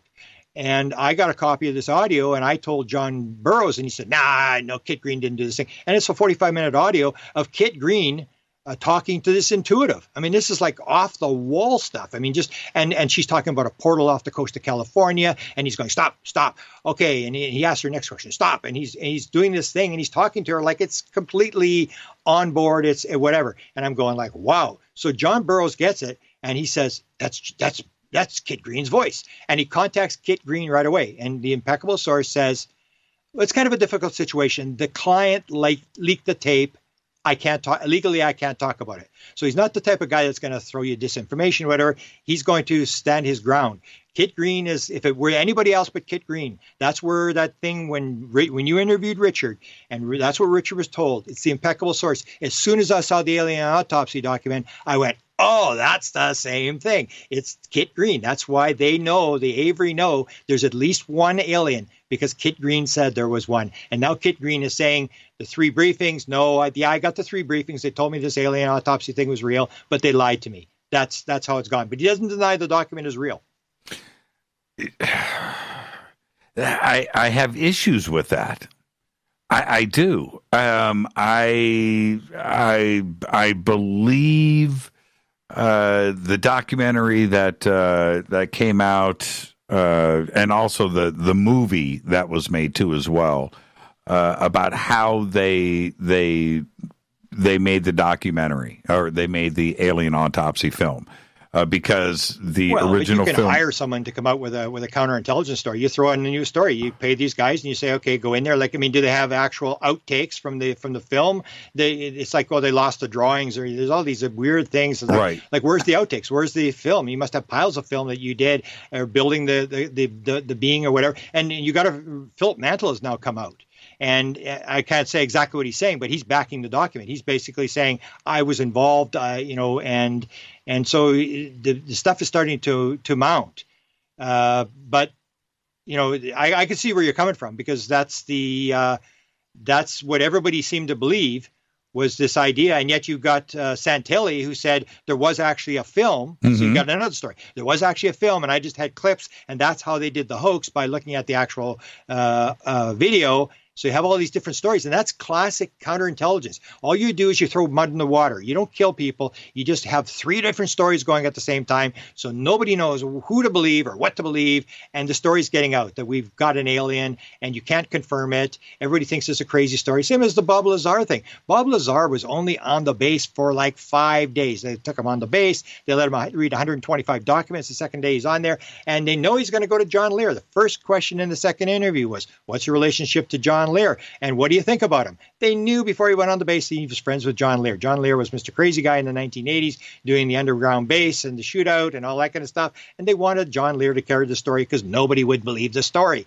And then what happens is George Knapp picks up the story in the spring of 1989, and suddenly it goes viral. They didn't expect George Knapp to pick up the story. It was supposed to be John Lear telling the story. So that's how they operate this thing. They have these stories. Nobody knows who to believe. We're all fighting. We're all accusing each other of hoaxing. And this is a hoax. That's a hoax. Everything's a hoax.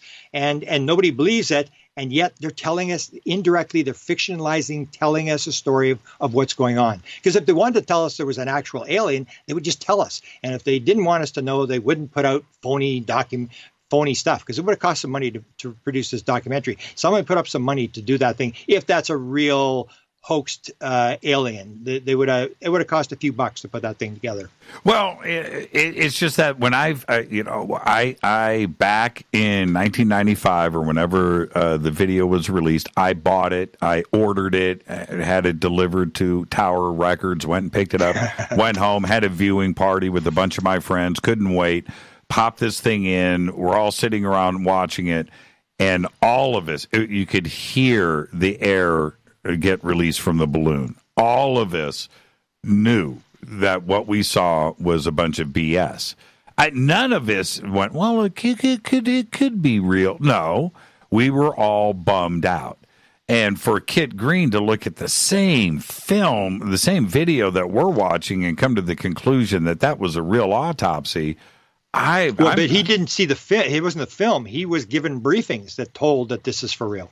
That's the difference. He gave 3 different briefings, and we're closer to it now. I mean, if we didn't have this document, we wouldn't have. Now, at least you have somebody that if he ever goes on the record, we're going to get, if they can squeeze the truth out of him and get him to talk, we're closer to the fact that all these guys have to say, did you believe there was a thing? Did you see this document? We're at least a step closer, because there's no doubt that this just came out of Mitchell's files. Why would Mitchell hoax the document and put it in his files for when he died, that someone would, further complicate the Santelli film or whatever? Well, it just doesn't make sense. Yeah. When I read the document, the alien autopsy document, when I read it, I started to wonder if Kit Green is referring to, because he talks about the style, he talks about the body, he talks about the instruments and things.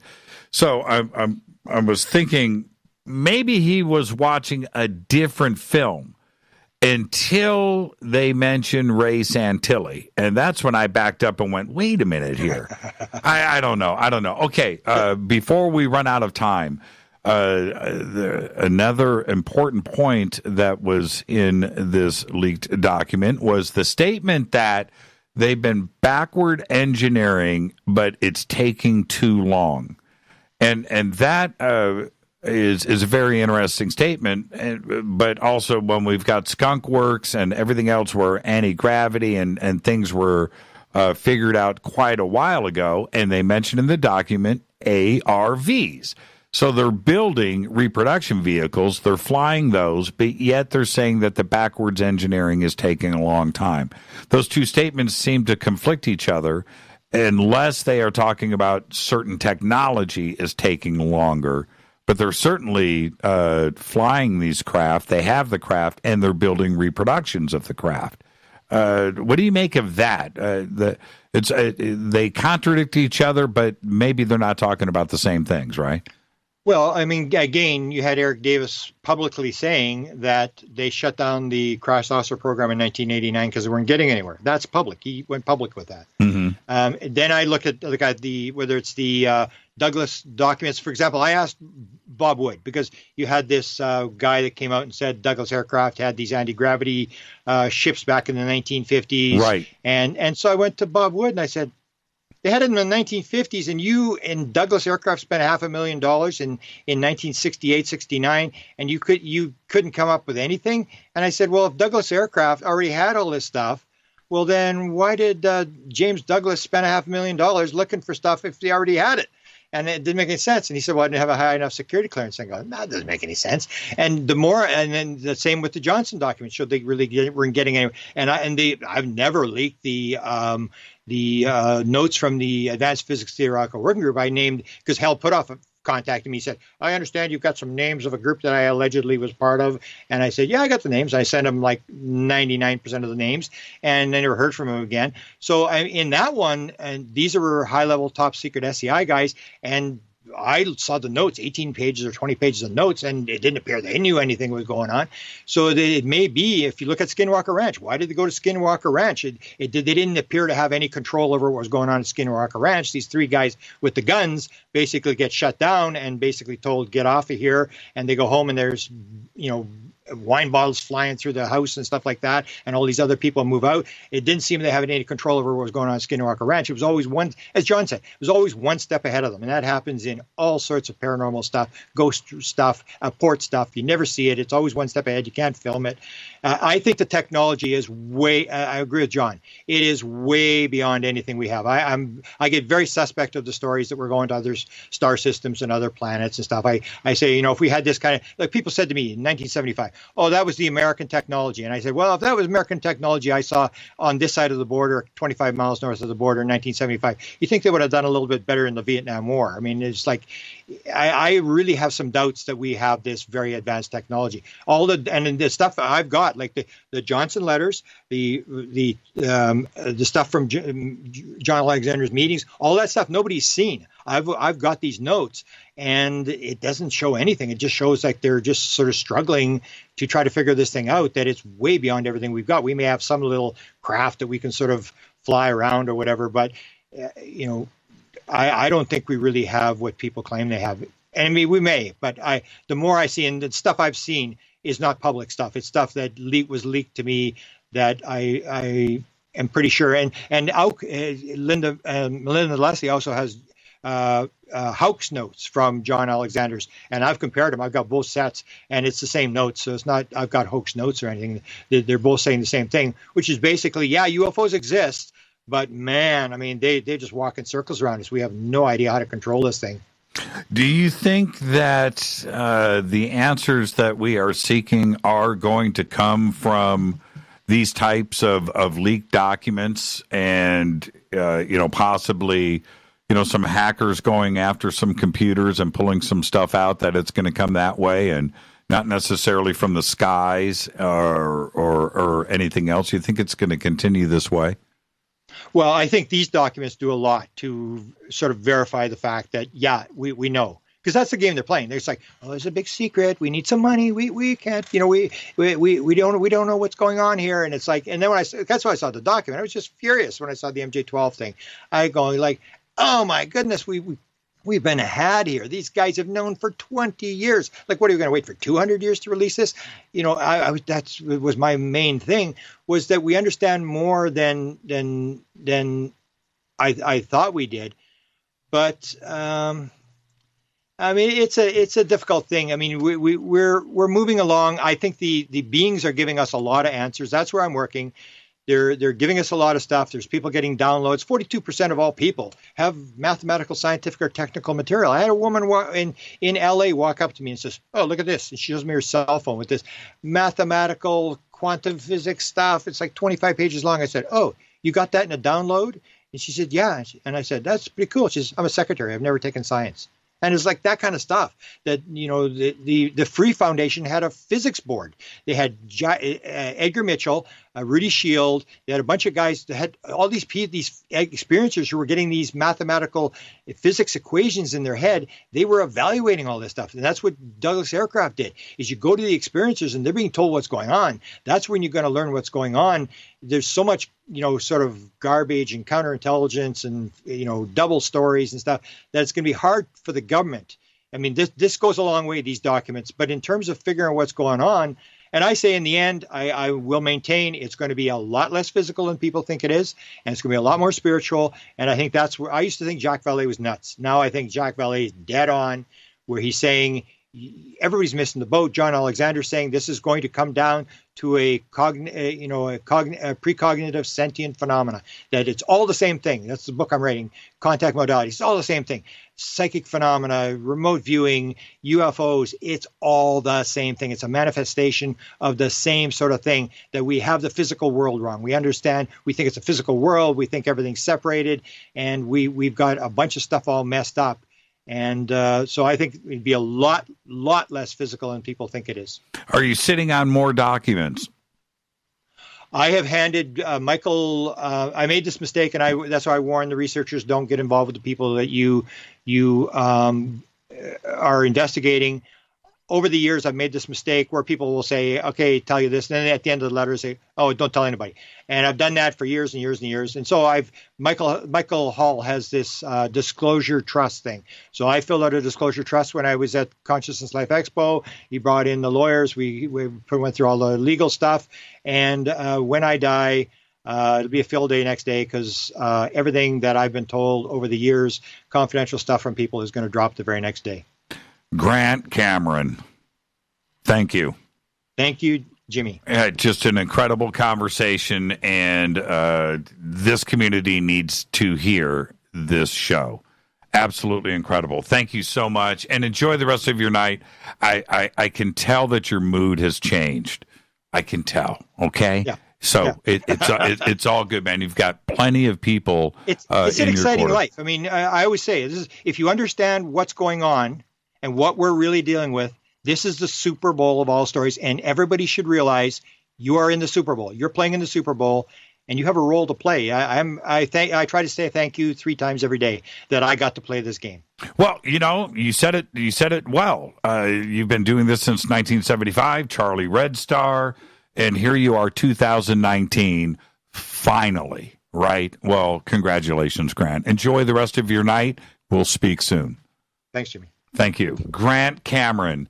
And now I want to direct everybody. Let's not forget, you can go straight to Grant's website, which is over at jimmychurchradio.com. It is beyondpresidentialufos.com. The links are right there. He's got tons of information, and there is much more to come. With that, wow, what a conversation tonight. Thank you, Grant. Tomorrow night, right here on Fade to Black, it's Thursday night. It is Fader night with open lines all night long. And I am looking forward to dinner. That was the conversation. All I can say is, wow. Fade to Black's executive producer is Rita Camarion.